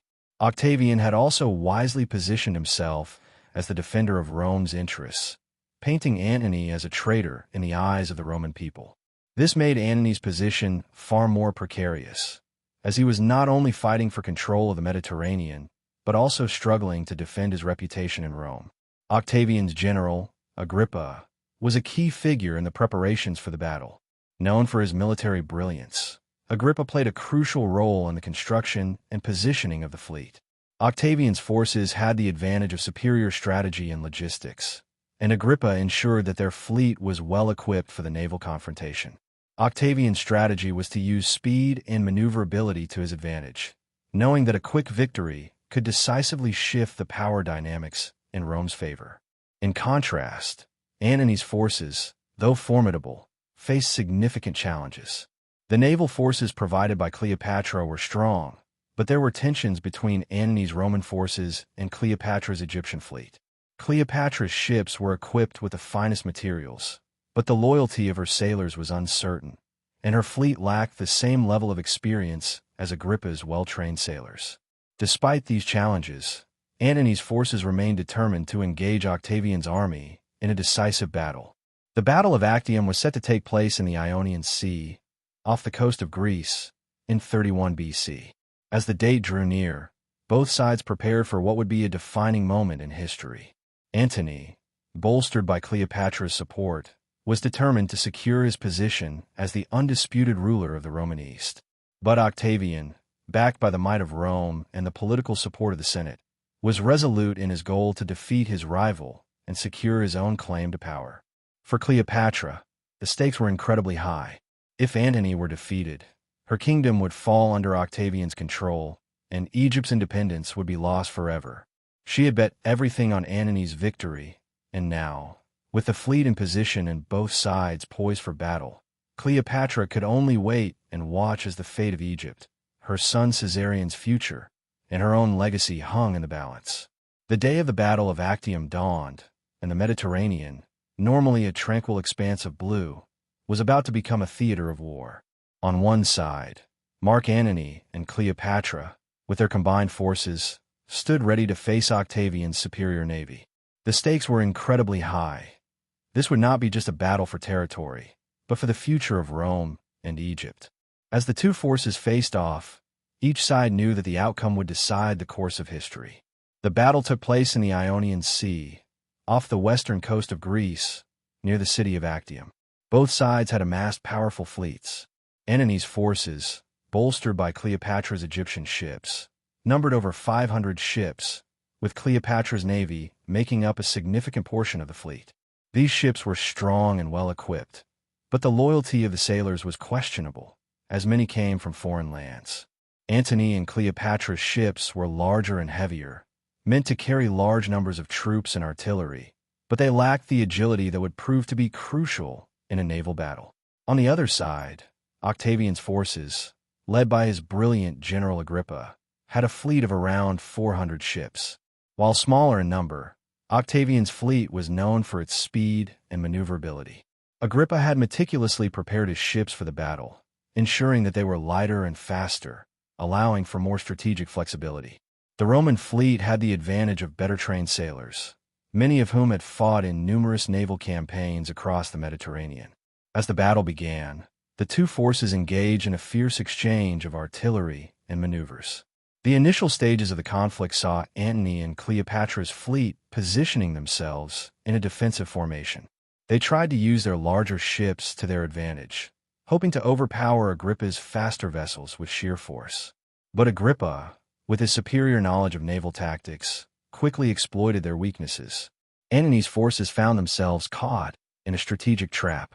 Agrippa's fleet outmaneuvered them, using their speed to surround Antony's ships. The Romans launched a series of swift attacks, targeting the weaker points of Antony's fleet. The battle quickly turned in Octavian's favor. Antony, realizing that his position was growing weaker, sought to regroup and press forward, but the relentless attacks from Agrippa's forces left little room for escape. Cleopatra, watching from the sidelines aboard her own ship, was a critical part of the strategy. Antony had placed his faith in her naval forces, but as the battle wore on, the situation began to look increasingly dire. Cleopatra, sensing that defeat was imminent, made a fateful decision. She signaled to her fleet to withdraw. The retreat was swift and chaotic, and many of Cleopatra's ships, unable to maintain order, began to flee the battlefield. This retreat marked a pivotal moment in the battle. While Antony's forces remained engaged in combat, Cleopatra's fleet began to retreat toward the safety of Egypt. Antony, seeing his forces falter and realizing that Cleopatra had left the field, was forced to abandon the battle. The loss of the Egyptian fleet was a crippling blow, and Antony's forces, now exposed and disorganized, were soon overwhelmed by Agrippa's superior tactics. By the end of the day, Octavian's fleet had decisively defeated Antony's forces. The defeat at Actium was not just a military loss. It was a total collapse of Antony and Cleopatra's dreams of power. The loss of the battle marked the beginning of the end for their alliance and for Egypt's independence. Cleopatra, having retreated with her fleet, was now isolated, and the fate of both her kingdom and her relationship with Antony were sealed. The Battle of Actium was more than just a defeat. It was a turning point that sealed the fates of Mark Antony, Cleopatra, and Egypt. The once mighty alliance between Antony and the Queen of Egypt crumbled as the loss of the battle led to their retreat, and the consequences of their failure were far-reaching. Though they escaped the battle itself, the repercussions of their loss would haunt them for the rest of their lives. In the immediate aftermath of the battle, Antony and Cleopatra fled back to Egypt. Their retreat, though swift, was filled with despair. The naval defeat had not only decimated their fleets, but also shattered their hope of a unified East and a powerful challenge to Octavian's control over Rome. The retreat was not just from the battlefield, but from the larger political stage of the Mediterranean. Cleopatra, once confident that Egypt could stand strong alongside Rome, now found herself caught between the collapse of her political ambitions and the looming dominance of Octavian. The withdrawal of Cleopatra's forces was not just a military failure. It was a personal and symbolic one as well. Cleopatra had staked much of her kingdom's future on Antony's success, and the defeat at Actium shattered her dreams of a powerful and independent Egypt. What had once been a promising alliance with Antony now seemed to have no future. The loss at Actium was not merely a military loss, but the beginning of the end for Cleopatra's reign. The retreat of her forces to Egypt signified the collapse of the Eastern challenge to Octavian's power. Back in Rome, Octavian, who had emerged victorious at Actium, consolidated his power. His propaganda machine worked tirelessly to frame Antony and Cleopatra as traitors to Rome, painting them as weak and unworthy of the legacy they had hoped to build. Octavian's victory allowed him to claim the mantle of Rome's undisputed ruler. He had already secured control of the western half of the empire and, now, with Antony and Cleopatra's defeat, he set his sights on the eastern territories. Egypt, once a powerful and independent kingdom, was now on the verge of becoming a mere province of Rome. The loss at Actium marked the fall of the Ptolemaic dynasty and the beginning of Egypt's absorption into the Roman Empire. While Antony and Cleopatra retreated to Alexandria, their future remained uncertain. Cleopatra, who had once envisioned an Egyptian dynasty aligned with Rome, now faced the reality of her kingdom being under Octavian's control. The significance of the battle was not lost on her. The defeat signaled the death knell for Egypt's independence. Without military power and without the support of Rome's political elite, Cleopatra knew that her reign was in peril. Despite the overwhelming odds against them, Antony and Cleopatra held out in Alexandria for a time, trying to rally what remained of their forces and secure their hold on Egypt. But Octavian's march toward Egypt was inevitable, and their fate was sealed. Cleopatra, once the most powerful queen in the Mediterranean, would soon face the ultimate consequence of her defeat, the loss of her kingdom and the downfall of the Ptolemaic dynasty. The defeat at Actium marked the beginning of the end for both Mark Antony and Cleopatra. Though they had retreated to Egypt in hopes of regrouping, the inevitable collapse of their reign was a matter of time. Octavian, now firmly in control of Rome, turned his attention to Egypt, determined to bring an end to the power of Cleopatra and Antony once and for all. The final chapter of their story would be one of tragedy, marking the end of an era for both Egypt and Rome.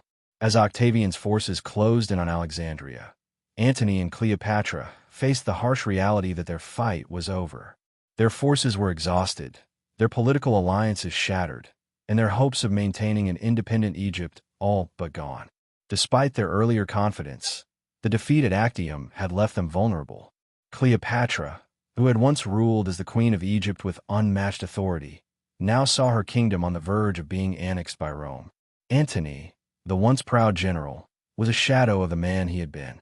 The idea of surrendering to Octavian was unthinkable, but the alternative, death, loomed large. In August 30th BC, Octavian's forces finally entered Alexandria.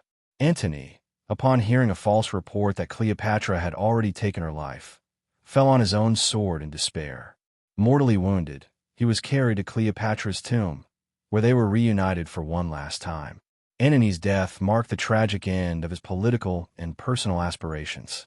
He had fought for power in both Rome and Egypt, only to see his dreams unravel in a single day. Cleopatra, however, refused to give up without a final act of defiance. Rather than be paraded through Rome as a prisoner of war, Cleopatra chose to end her life on her own terms. According to legend, she had a basket of figs delivered to her, inside which were 2 venomous asps. In a final act of sovereignty, Cleopatra allowed the snakes to bite her, choosing death over submission. Her death, along with Antony's, symbolized the end of Egypt's independence and the fall of the Ptolemaic dynasty that had ruled for nearly 3 centuries. Octavian, now the undisputed ruler of the Roman world, had succeeded in his ultimate goal. Egypt was absorbed into the Roman Empire, and Cleopatra's reign was forever over. Cleopatra's son, Caesarion, was captured and killed, sealing the fate of the Egyptian royal family. With Cleopatra's death, the ancient lineage of the pharaohs came to an end. But while their deaths marked the end of an era, the legacy of Antony and Cleopatra would live on for centuries. Their story, filled with romance, tragedy, and political intrigue, would capture the imagination of countless generations. In death, Cleopatra and Antony became legends, immortalized in art, literature, and popular culture.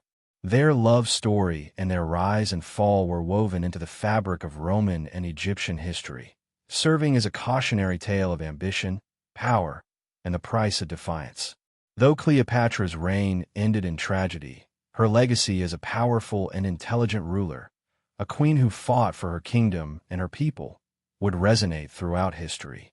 Her story would be retold and reinterpreted by historians, artists, and playwrights for millennia. The end of the Ptolemaic dynasty was not just the fall of a kingdom, it was the end of an era, marking the beginning of a new chapter in the history of the Mediterranean world, dominated by Rome. The city of Alexandria, once a shining beacon of knowledge and culture, now stood at the brink of its final fall. As Octavian's forces closed in on the city, Cleopatra and Antony were forced into a desperate struggle for survival. The streets of Alexandria, once filled with grandeur, had become the stage for a bitter and futile resistance. The once great kingdom of Egypt, in its final days, was a shadow of its former self. What began as a thriving center of ancient civilization now stood on the verge of being absorbed into the Roman Empire. The Roman forces, under Octavian's direct command, had already defeated Antony's fleet at the Battle of Actium. Despite their loss, Antony and Cleopatra had retreated to Alexandria, where they attempted to gather what remained of their forces. But the loss at Actium had already taken its toll, both on their military strength and their morale. The once formidable alliance between Cleopatra and Antony was now severely weakened. Their forces were scattered, and their soldiers, demoralized by their failure, were no longer the fighting force they had been. Octavian, who had now consolidated his power in Rome, was relentless in his pursuit of Antony and Cleopatra. His forces advanced toward Alexandria with determination. His army, well supplied and led by the capable Agrippa, had successfully laid siege to the city. The walls of Alexandria, which had once defended Egypt from invaders, now seemed fragile and ill-equipped to withstand the Roman assault. The Roman siege of Alexandria was not only a military operation, it was the final act in a long political struggle for control over Egypt. Antony, though wounded both physically and emotionally, continued to resist Octavian's forces. His once powerful army had dwindled, and the once proud general was now a broken man. His last attempts at organizing a defense were futile, and the city he had hoped to protect was slipping from his grasp. As the Romans pushed closer to the heart of Alexandria, Cleopatra, too, faced the crushing reality of the impending loss of her kingdom. Amidst the chaos of the siege, Antony's hopes for a comeback dwindled. His relationship with Cleopatra had long been a political alliance, but the emotional bond between them had grown stronger as the battle dragged on. Yet even as the walls of Alexandria began to close in on them, Antony's resolve was shaken. He had trusted his military power and the strength of his alliance with Cleopatra, but now, with the siege surrounding the city, it became clear that resistance was futile. The overwhelming force of Octavian's legions, combined with the loss of Antony's fleet and his diminishing support within the city, sealed the fate of Alexandria. For Cleopatra, the battle was not just for her kingdom. It was for the very survival of the Ptolemaic dynasty. She knew that if Alexandria fell, so would the last independent power in the Mediterranean. She was prepared to defend her throne to the bitter end.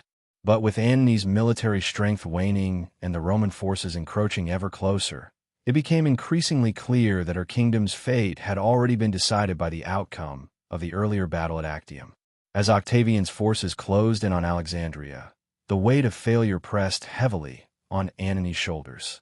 Once a mighty general, admired for his victories and his leadership, he now found himself facing defeat, not just on the battlefield, but within his own soul. The triumphant vision he had shared with Cleopatra, the dreams of reclaiming power and securing their place in history, were now slipping through his fingers. The once great Roman general was now a man on the brink of personal and political collapse. Antony, already struggling with his own inner turmoil following the defeat at Actium, found himself increasingly isolated in the final days of the siege. His forces were disintegrating, and his morale had reached an all-time low. Even Cleopatra, who had been his most steadfast ally, seemed unable to stem the tide of disaster. The Queen of Egypt had committed everything to this alliance: her resources, her military, and her heart. But as Octavian's armies grew ever closer, it became painfully clear that their defiance would be in vain. In the midst of the siege, Antony received a false report that Cleopatra had taken her own life. The news, whether an intentional deception or a desperate mistake, sent Antony into a spiral of grief and despair. For a man who had staked everything on his relationship with Cleopatra, her death seemed to be the final blow to his purpose and ambition. Overcome with grief, Antony attempted to end his life, falling on his own sword. But his attempt was not successful. Mortally wounded, Antony was carried to Cleopatra's tomb, where they were reunited one final time. As Antony lay dying, Cleopatra's emotions were a mixture of devastation and desperation. She had already lost everything: her kingdom, her forces, and now the man who had been her partner in power. The two of them, who had once dreamed of ruling the Mediterranean together, were now witnessing the fall of their empire. Antony, his wounds fatal, was unable to speak clearly but expressed his deep sorrow at the turn of events. His death marked the final collapse of their ambitions, and the end of the hope for an independent Egypt under their rule. Cleopatra, though overwhelmed by the tragic loss, knew that Antony's death would seal her fate. She had fought for everything, but now, with Antony gone, she was left to face Octavian alone. The fall of Antony was symbolic of the collapse of their entire resistance. Without his leadership and military strength, Cleopatra's position was untenable. The political situation had shifted beyond their control, and the impending arrival of Octavian's forces left little hope for survival. In the final moments of his life, Antony's thoughts were not on the empire he had hoped to rule, but on Cleopatra, the woman who had once been his greatest ally and who had now become the embodiment of his loss. His death in her arms symbolized the tragic end of an era, a time when Cleopatra and Antony had hoped to carve out their own legacy in history. But with his passing, their dreams of power, glory, and independence died with him.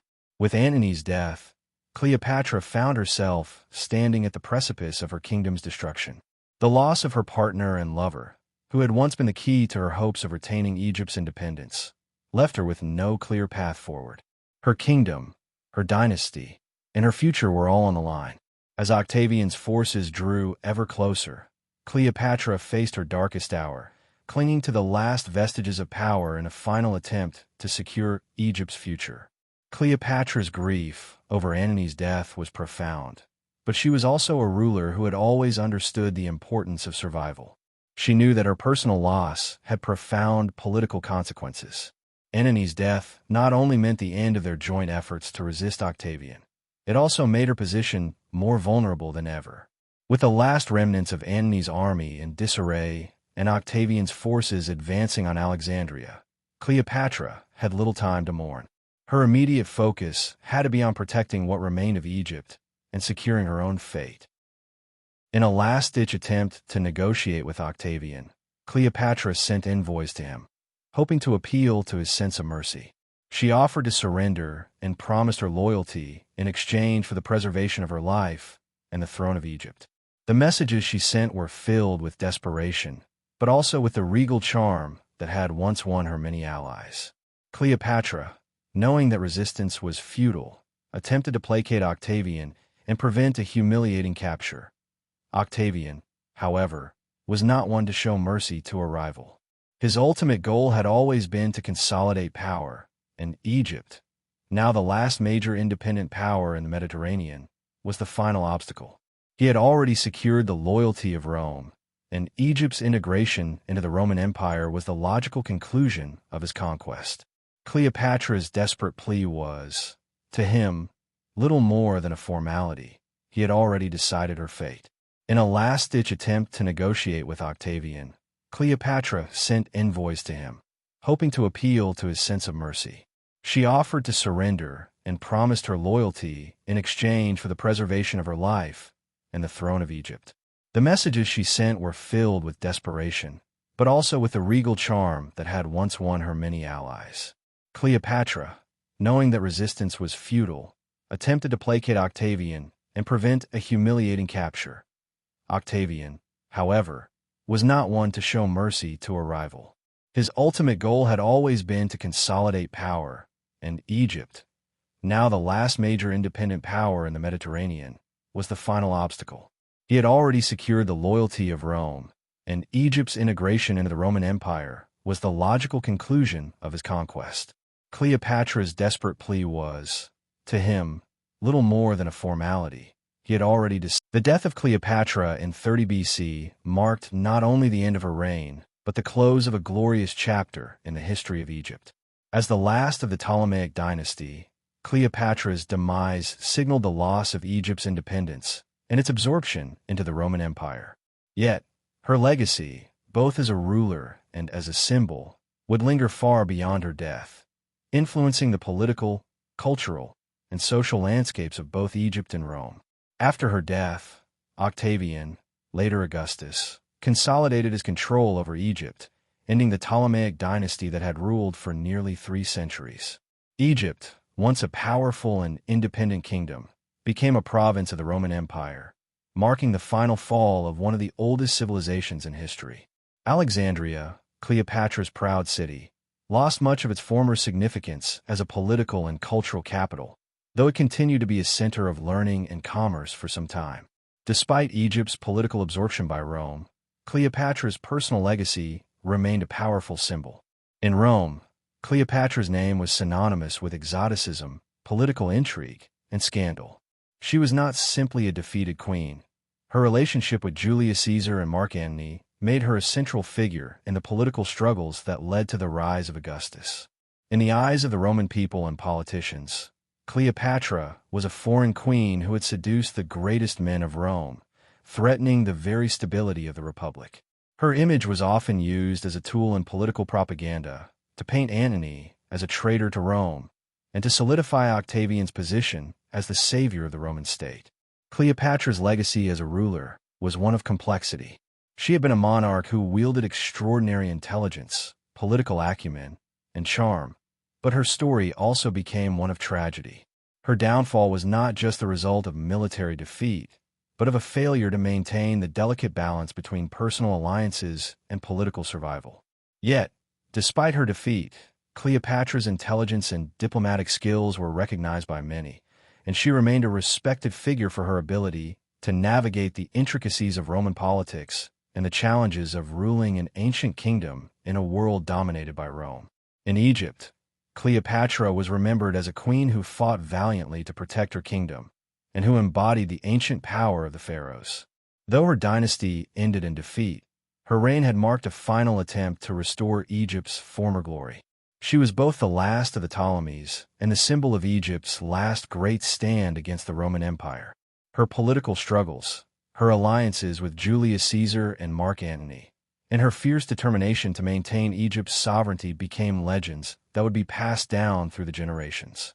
After Cleopatra's death, her image became a central subject of Roman art, literature, and propaganda.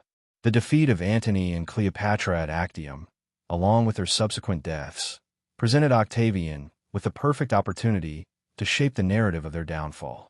Cleopatra, once a powerful queen and ally to Rome's rivals, was now a symbol of Roman triumph. In the decades following her death, her portrayal in Roman culture was carefully curated to serve as a cautionary tale, a symbol of both allure and destruction. The most immediate portrayal of Cleopatra in Roman propaganda was as a seductress and a foreign threat to Rome. In the eyes of Octavian and his supporters, Cleopatra's influence over Antony was portrayed as corrupting and dangerous.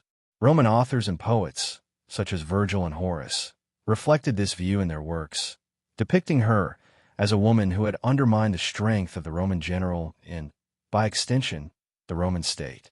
The sexualized image of Cleopatra, often painted as the ultimate foreign seductress who had lured the mighty Antony into betrayal, became ingrained in the Roman imagination. She was viewed as a threat not just to Antony, but to the entire Roman Republic. In the visual arts, Cleopatra was often depicted as a regal but tragic figure.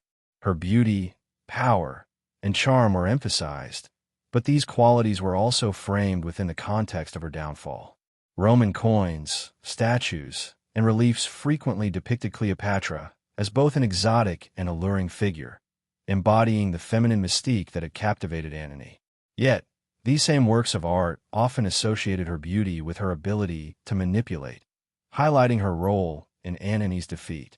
This portrayal served to legitimize Octavian's victory by painting his rivals as weak and duped, while portraying Octavian as the virtuous, destined ruler of Rome.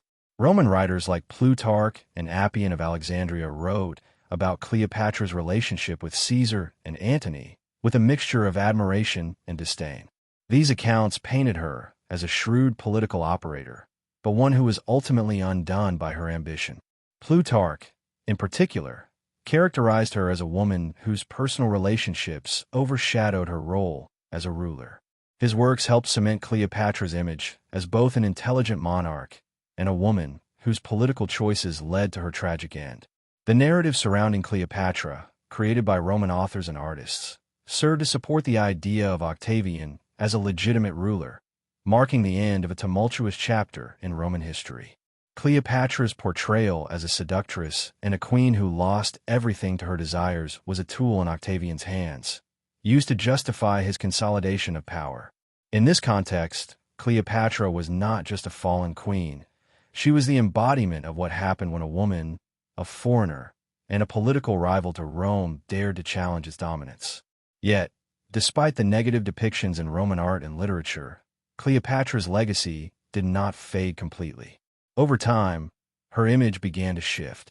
Later historians and poets, particularly during the Renaissance and the Victorian era, would reclaim her as a tragic and powerful figure.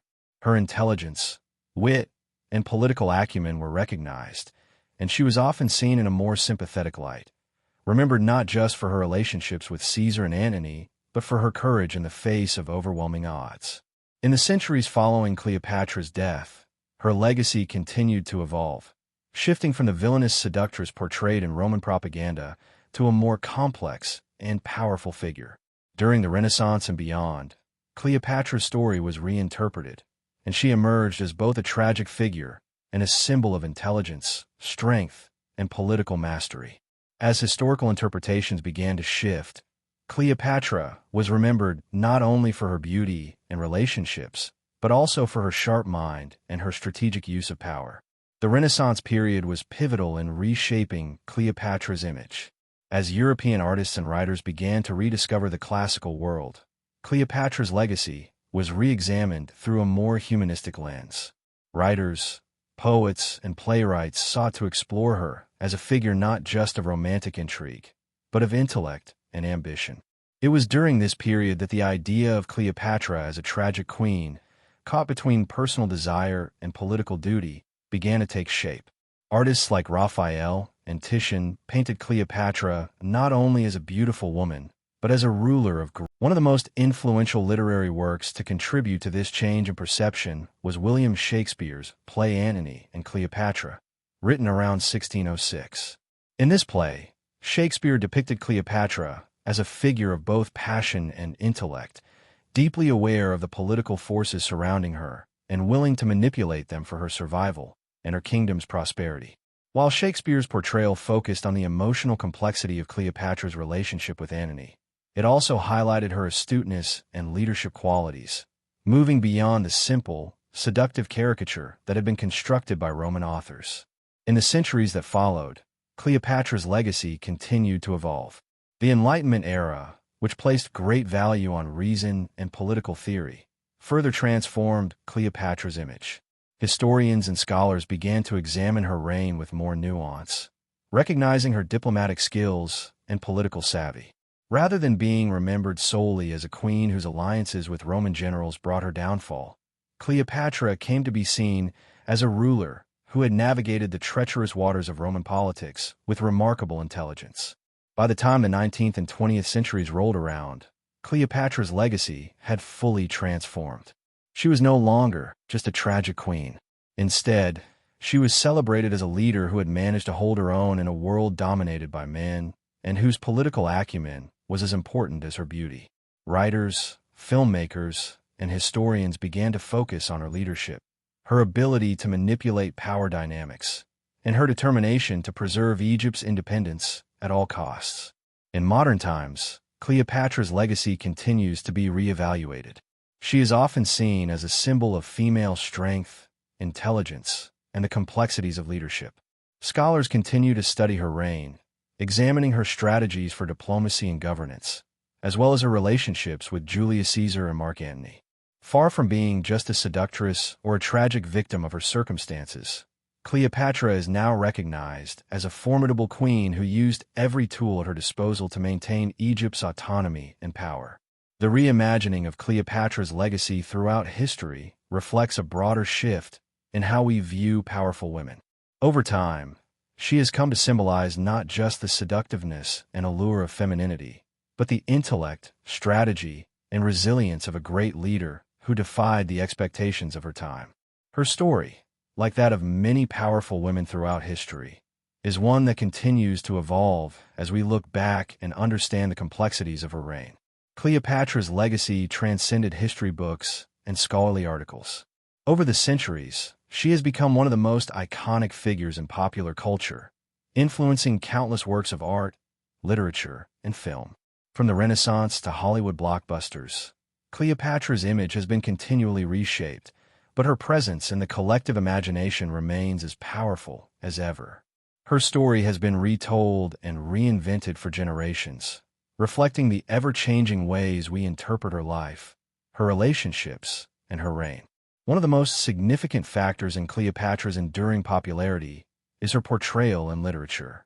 From Shakespeare's Antony and Cleopatra to modern novels, Cleopatra's complex character, her intelligence, her beauty, her ambition, and her tragic love affairs has been a compelling subject for writers. She has appeared in plays, poems, and novels, each rendering her as a multifaceted figure who defies easy categorization. In Shakespeare's portrayal, Cleopatra is not just a queen, but a woman of deep emotions and intellect, caught between love and duty, passion and politics. This theme would persist throughout history, with subsequent writers taking up the mantle to reinterpret her story from different perspectives. Cleopatra's image in the arts also gained prominence, particularly through visual representations. In the Renaissance, Artists such as Raphael and Titian depicted her not just as a seductive queen, but as a dignified and regal figure. These portraits, while emphasizing her beauty, also highlighted her strength and power as a ruler. The image of Cleopatra in these works was one of both allure and authority, a queen who was both beautiful and powerful, who ruled with wisdom and grace. Her portrait was often presented as an embodiment of Egypt itself, mysterious and magnificent, marking her as a symbol of both intellectual and political might. However, it was in the 20th century that Cleopatra truly became a global icon, primarily due to her portrayal in films. The most famous adaptation of her story came in the 1963 film Cleopatra, starring Elizabeth Taylor in the title role. The film became a cultural phenomenon, and Taylor's portrayal of Cleopatra as a glamorous, strong, and romantic queen cemented the queen's status as a larger-than-life figure. The lavish sets, elaborate costumes, and the epic scale of the production made the film an instant classic, and Elizabeth Taylor's performance captured the complex nature of Cleopatra, her intelligence, beauty, vulnerability, and ambition. Taylor's portrayal of Cleopatra, however, was not the only one. In earlier film versions, Cleopatra was often depicted more as a seductress or manipulative figure.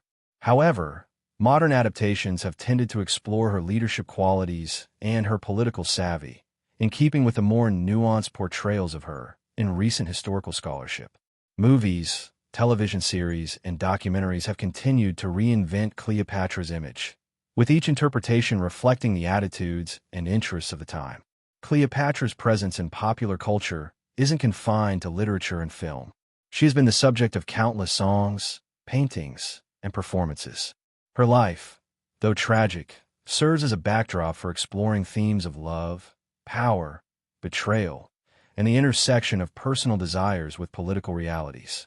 Whether portrayed as a glamorous seductress, a shrewd ruler, or a tragic queen, Cleopatra has come to symbolize the complexity of female power and the impact that a single person can have on the course of history. Even in the modern age, Cleopatra's name continues to invoke fascination. From fashion collections to graphic novels, her legacy lives on in diverse forms of media. She remains a symbol of intelligence, beauty, and strength, proving that her story is as relevant and captivating today as it was centuries ago. Cleopatra's enduring influence on popular culture highlights her lasting significance as one of history's most captivating and iconic figures. In the centuries following her death, Cleopatra's legacy evolved into a powerful symbol of female leadership, resilience, and intelligence. As one of the few women in history to rule a kingdom of such magnitude, she broke the molds of what was traditionally expected of female rulers. Throughout history, she has been seen as both a tragic figure and an empowering role model for women who seek to wield power in a male-dominated world. Cleopatra's reign, while ultimately ending in defeat, represented the peak of female power in the ancient world. At a time when most rulers were men, Cleopatra managed not only to ascend to the throne, but to secure her place in the complex political world of the Mediterranean. She used her intelligence, charm, and strategic alliances with Julius Caesar and Mark Antony to elevate Egypt's status.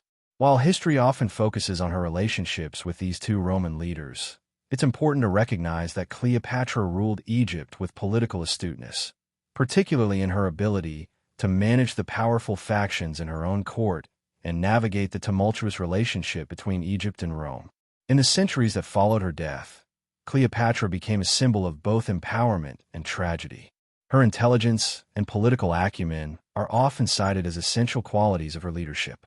She was not simply the lover of two powerful men, but a skilled ruler who understood the art of diplomacy and the delicate balance of power.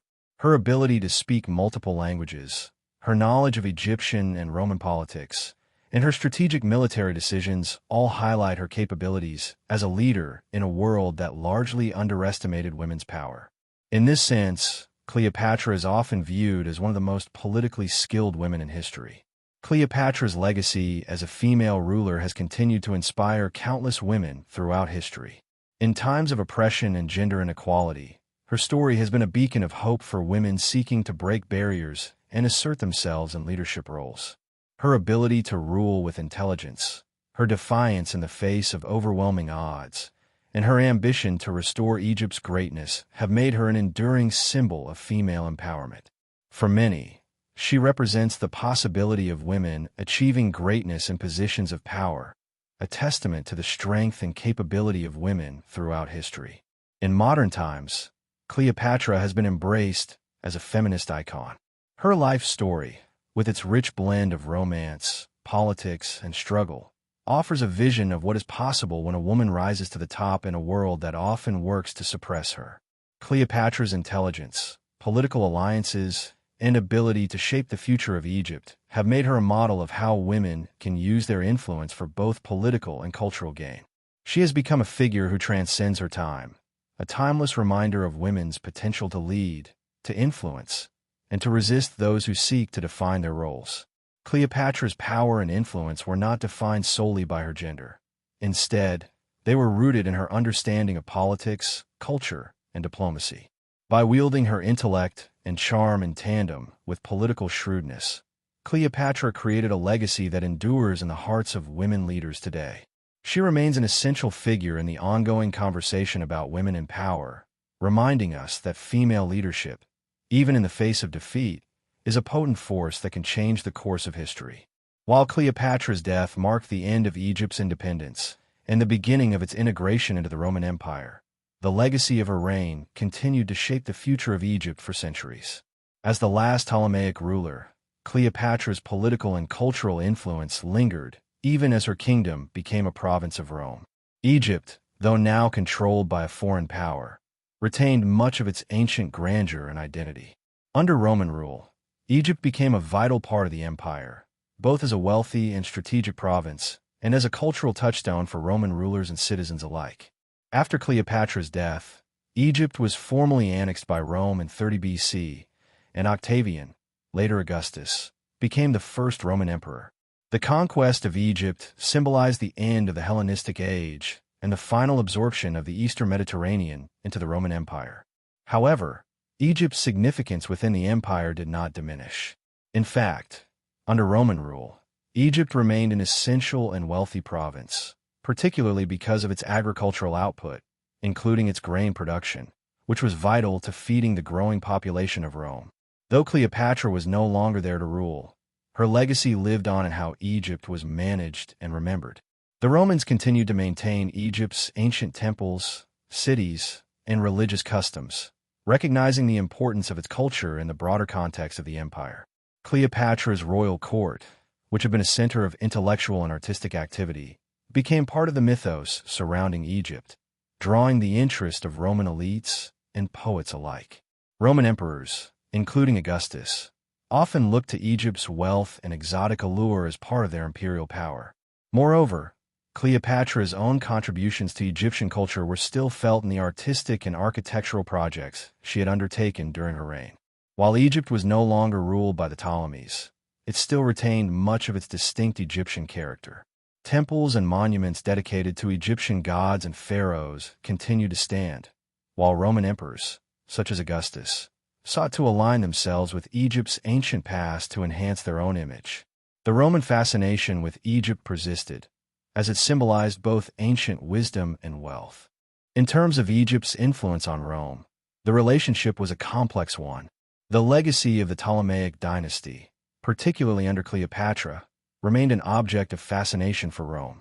Cleopatra herself, though seen as a political adversary by many Roman historians, also became a symbol of power and intrigue. Roman leaders and citizens alike were drawn to her image. She was the embodiment of Egypt's mystique, a queen whose ambition and intelligence had once stood against Rome's dominance. Even after her death, Cleopatra's connection to Rome, through her relationships with Caesar and Antony, ensured that she would continue to be remembered as a pivotal figure in Roman history. While Egypt's official autonomy ended with Cleopatra's death, it remained a land of immense cultural and symbolic importance to the Roman Empire. As the empire expanded, Egypt became a vital province, a place where Roman emperors often sought to enhance their prestige and connect themselves to the grandeur of Egypt's past. Cleopatra's reign had been a brief and turbulent moment in history, but her legacy ensured that Egypt continued to influence the Roman Empire and the Mediterranean world for centuries. Cleopatra's legacy is not just a relic of the past. She continues to captivate and inspire people around the world today. From films to academic discussions, Cleopatra's story is still a central figure in the conversation about power, identity, gender, and leadership. Her life, filled with triumph, tragedy, and political intrigue, makes her a timeless symbol of the complexities of ruling and the challenges of navigating both personal and political landscapes. In the modern era, Cleopatra has been reimagined in a variety of ways, embodying different aspects of human experience depending on the context of her portrayal. As the first female ruler of Egypt in centuries, she has come to represent female power and resilience, serving as a role model for women in leadership across the world. Her intelligence, political acumen, and ability to wield influence in a male-dominated world continue to resonate with contemporary audiences who see her not just as a tragic figure, but as a powerful monarch who fought fiercely to protect her kingdom. Cleopatra's identity as a ruler who defied the odds has also made her a symbol of resistance and autonomy.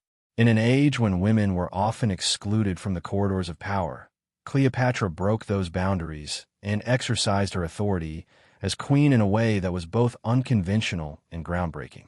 Her alliances with Julius Caesar and Mark Antony were not merely romantic. They were strategic political moves designed to ensure Egypt's survival against the expanding might of Rome.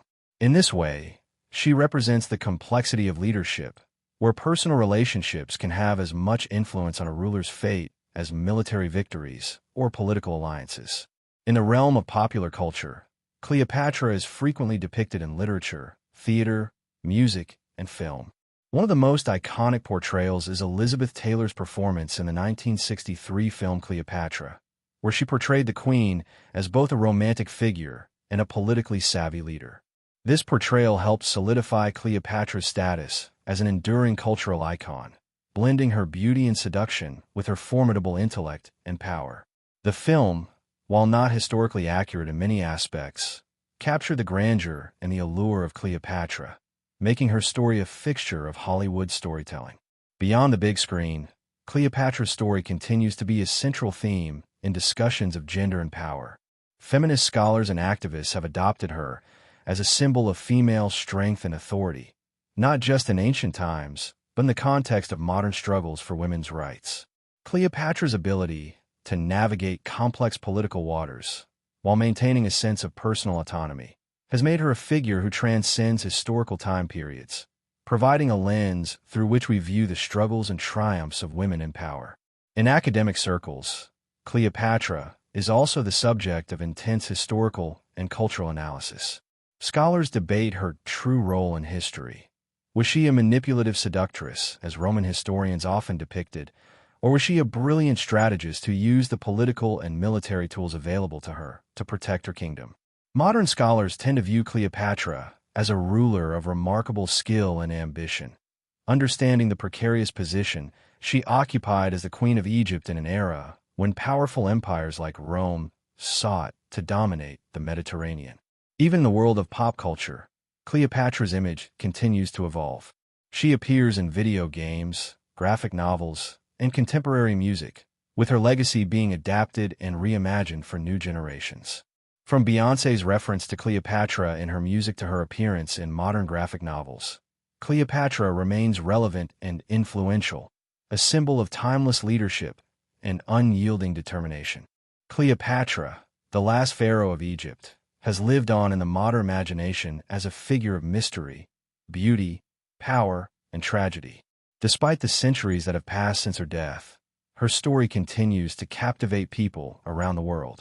Cleopatra's legacy, shaped by her intelligence, political savvy, and romantic relationships, has transcended history to become an enduring part of global culture. Today, she remains a timeless figure in literature, art, theater, film, and even popular media, influencing how we view leadership, gender, and ambition. In the centuries following her death, Cleopatra's image has evolved considerably. For the Romans, she was initially depicted as a seductress, a foreign threat, and a rival to Rome's stability. However, over time, historians, playwrights, and artists began to recognize the complexity of her character. Modern interpretations have moved beyond the simplistic depictions of her as merely a beautiful woman who manipulated powerful men. Instead, she is seen as a ruler of remarkable intelligence, whose political acumen and strategic alliances played a significant role in the complex history of the Mediterranean world. Cleopatra's political legacy is just as relevant today as it was in her own time. Her ability to navigate the treacherous political landscape of both Egypt and Rome, and her determination to protect her kingdom and people, are qualities that resonate with modern discussions of leadership. She is frequently cited as an example of a woman who exercised power with shrewdness and resilience in a world dominated by men. Cleopatra's story has inspired countless discussions on the role of women in leadership and the challenges they face when wielding power in patriarchal societies. Her cultural influence can be seen in the many artistic and literary works she has inspired. From Shakespeare's portrayal of her in Antony and Cleopatra to Elizabeth Taylor's iconic performance in the 1963 film Cleopatra, her image has evolved from a seductive queen to a symbol of ambition, resilience, and intelligence. Each adaptation reflects the values of the time, offering new perspectives on her life and reign. In contemporary portrayals, Cleopatra is often depicted not just as a tragic queen, but as a figure of empowerment, who leveraged her political relationships and personal charisma to secure her place in history. Cleopatra's story has also found a home in modern pop culture. She has appeared in songs, comics, television shows, and even video games. Each generation reinvents her, but the core of her legacy remains intact. Cleopatra is remembered as a ruler who defied the odds, who made bold decisions, and who, despite her ultimate defeat, continues to inspire as a symbol of female power, intelligence, and the ability to shape the world around her. Cleopatra's influence in modern media is a testament to her enduring power as an iconic figure. The ways in which she has been portrayed in films, television, and literature reflect changing societal attitudes toward women, power, and leadership.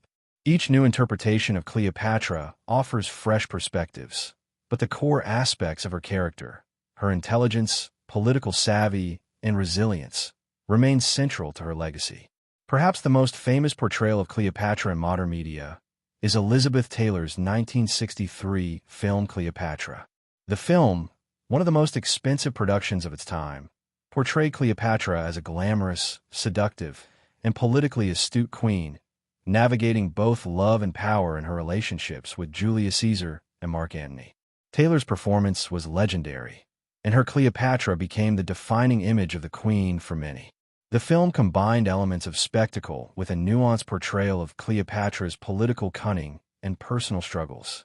While Cleopatra was not entirely historically accurate, it cemented the queen's place as a figure of both beauty and intellect, not just a mere seductress. In contrast, more recent portrayals of Cleopatra have highlighted her political and intellectual prowess, often downplaying her relationships with Caesar and Antony. For instance, the 1999 TV miniseries Cleopatra, starring Leonor Varela, presented a more humanized version of the queen, focusing on her personal and political struggles. This version delves into Cleopatra's complexities as a ruler, shedding light on her desire to protect Egypt's independence and her determination to rise above the limitations imposed on women of her time. These more contemporary adaptations of Cleopatra emphasize her leadership and intelligence, moving away from the more romanticized or scandalous depictions of her in the past. Additionally, Cleopatra's legacy has been explored in novels and plays that offer new insights into her character. Works like Cleopatra's Daughter by Michelle Moran and the Memoirs of Cleopatra by Margaret George depict Cleopatra not only as a queen, but as a mother, a political strategist, and a ruler fighting to maintain Egypt's sovereignty.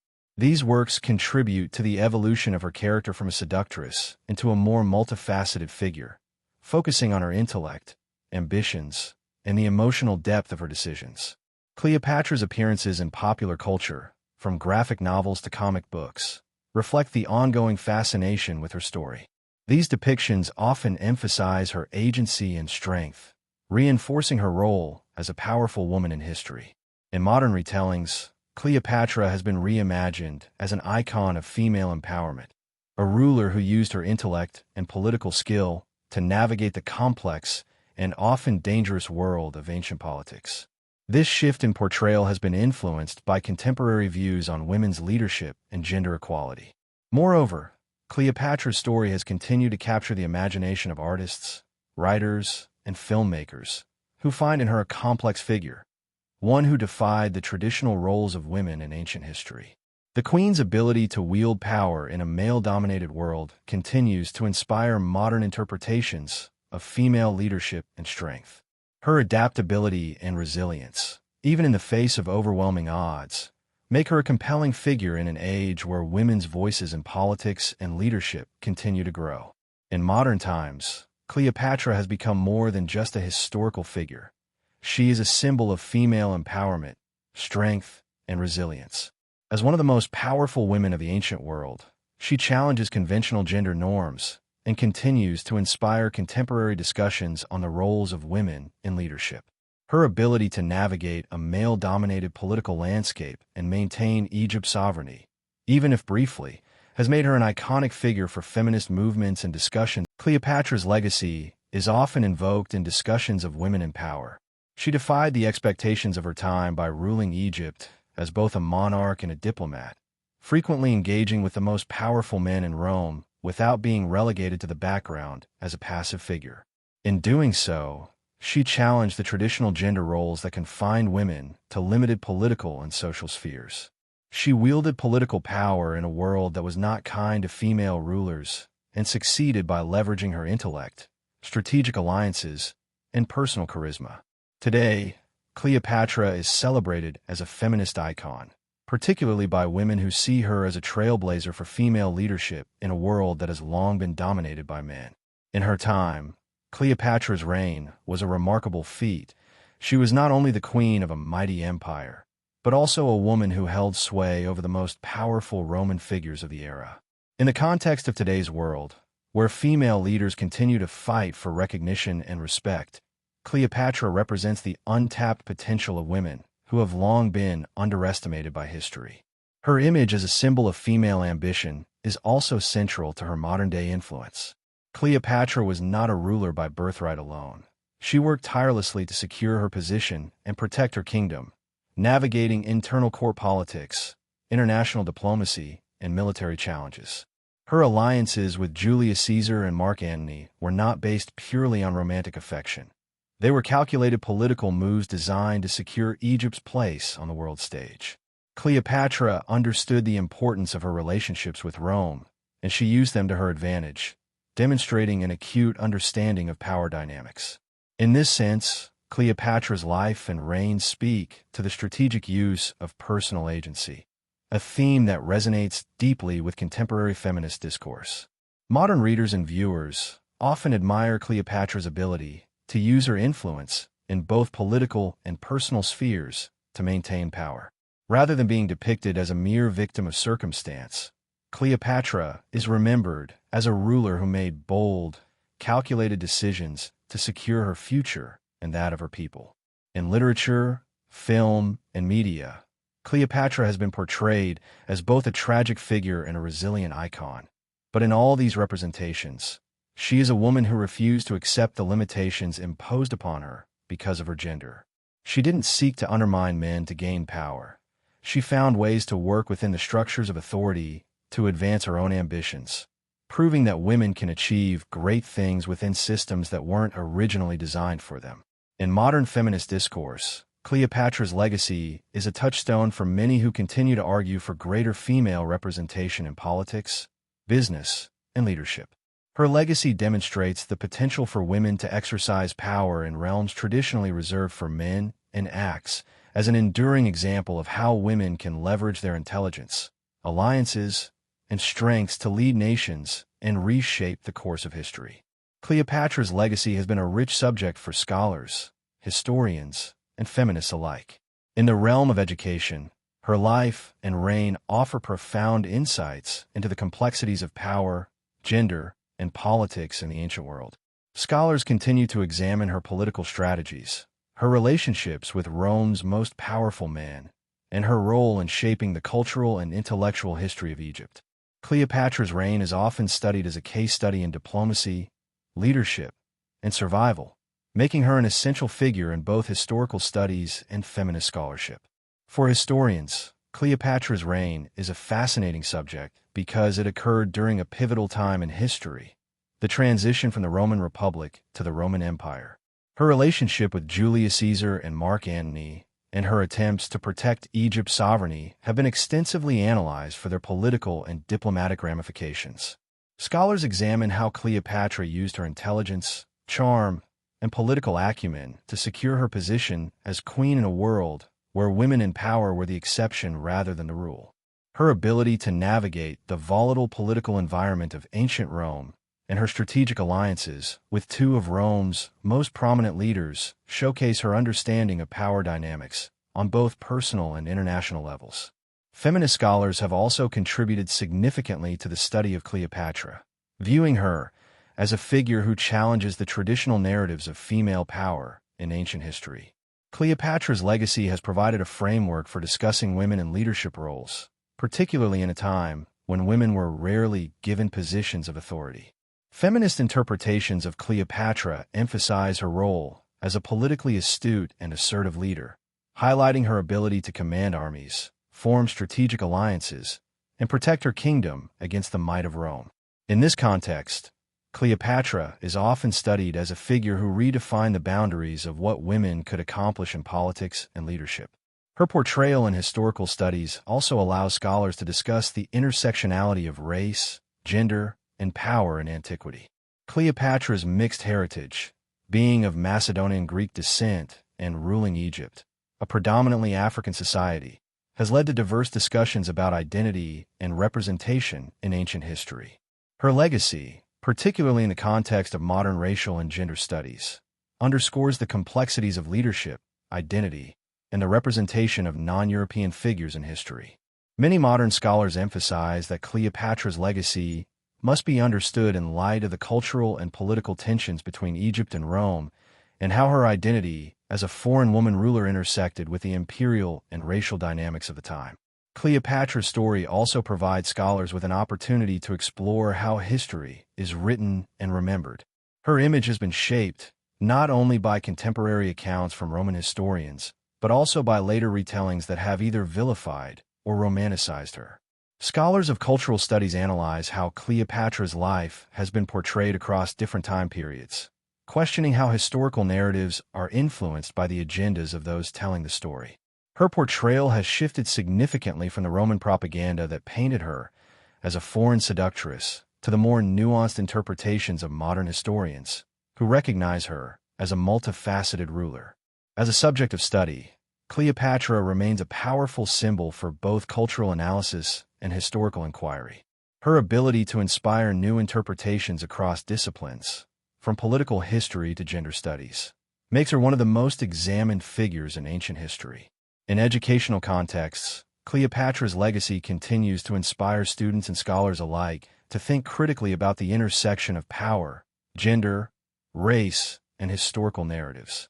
Her influence is profound, as her life and reign invite endless inquiry into the nature of leadership, ambition, and the role of women in shaping history. Cleopatra's story is far from over. In fact, her legacy continues to be remarkably relevant in the present day, influencing not just academic discussions, but also the cultural, political, and social landscape of the modern world. Her ability to maintain power in a male-dominated world, her use of intelligence and strategy in leadership, and her resilience in the face of overwhelming odds offer timeless lessons that continue to resonate across cultures and generations. In the 21st century, Cleopatra remains a figure who challenges our ideas of power, identity, and gender, and her influence is ever present in the ongoing conversation about women in leadership. In the context of modern political discussions, Cleopatra's legacy offers valuable insights into how female leadership is perceived and the challenges women face when attempting to wield power in patriarchal systems. As more women take on leadership roles in politics, business, and other sectors, Cleopatra's story serves as both a cautionary tale and an inspiration. While she ultimately fell to the might of Rome, Her reign exemplified the use of intelligence, diplomacy, and personal agency to navigate complex political systems. These qualities are as relevant today as they were in her time, particularly as women continue to navigate barriers to political power in the modern world. Cleopatra's symbolism of resilience also continues to inspire those who fight for political autonomy and gender equality.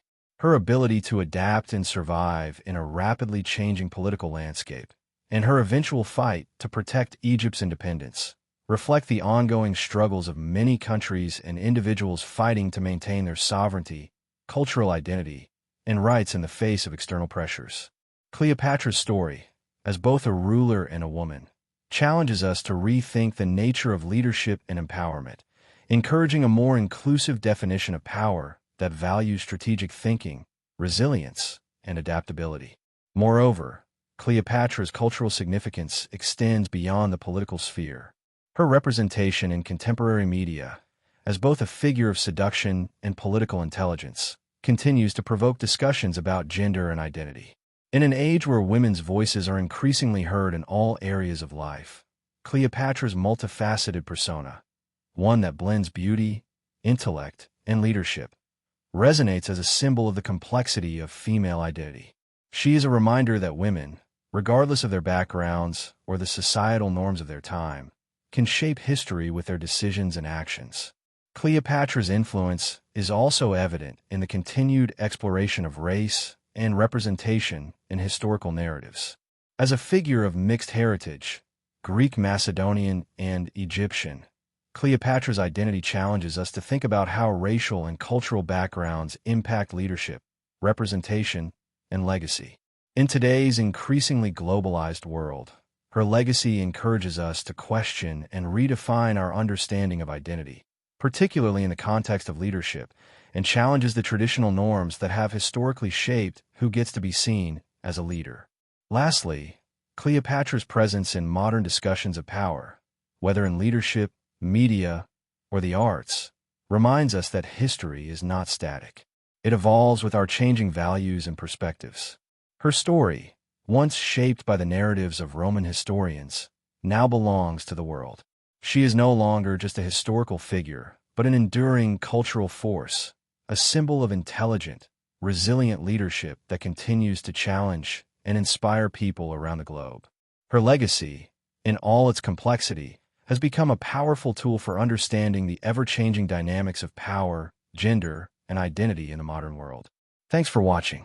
If you enjoyed exploring history with us, don't forget to subscribe and turn on notifications for more captivating stories. At Past to Pillow, we bring history to life, making it the perfect companion for a restful sleep. Drop your thoughts or suggestions below.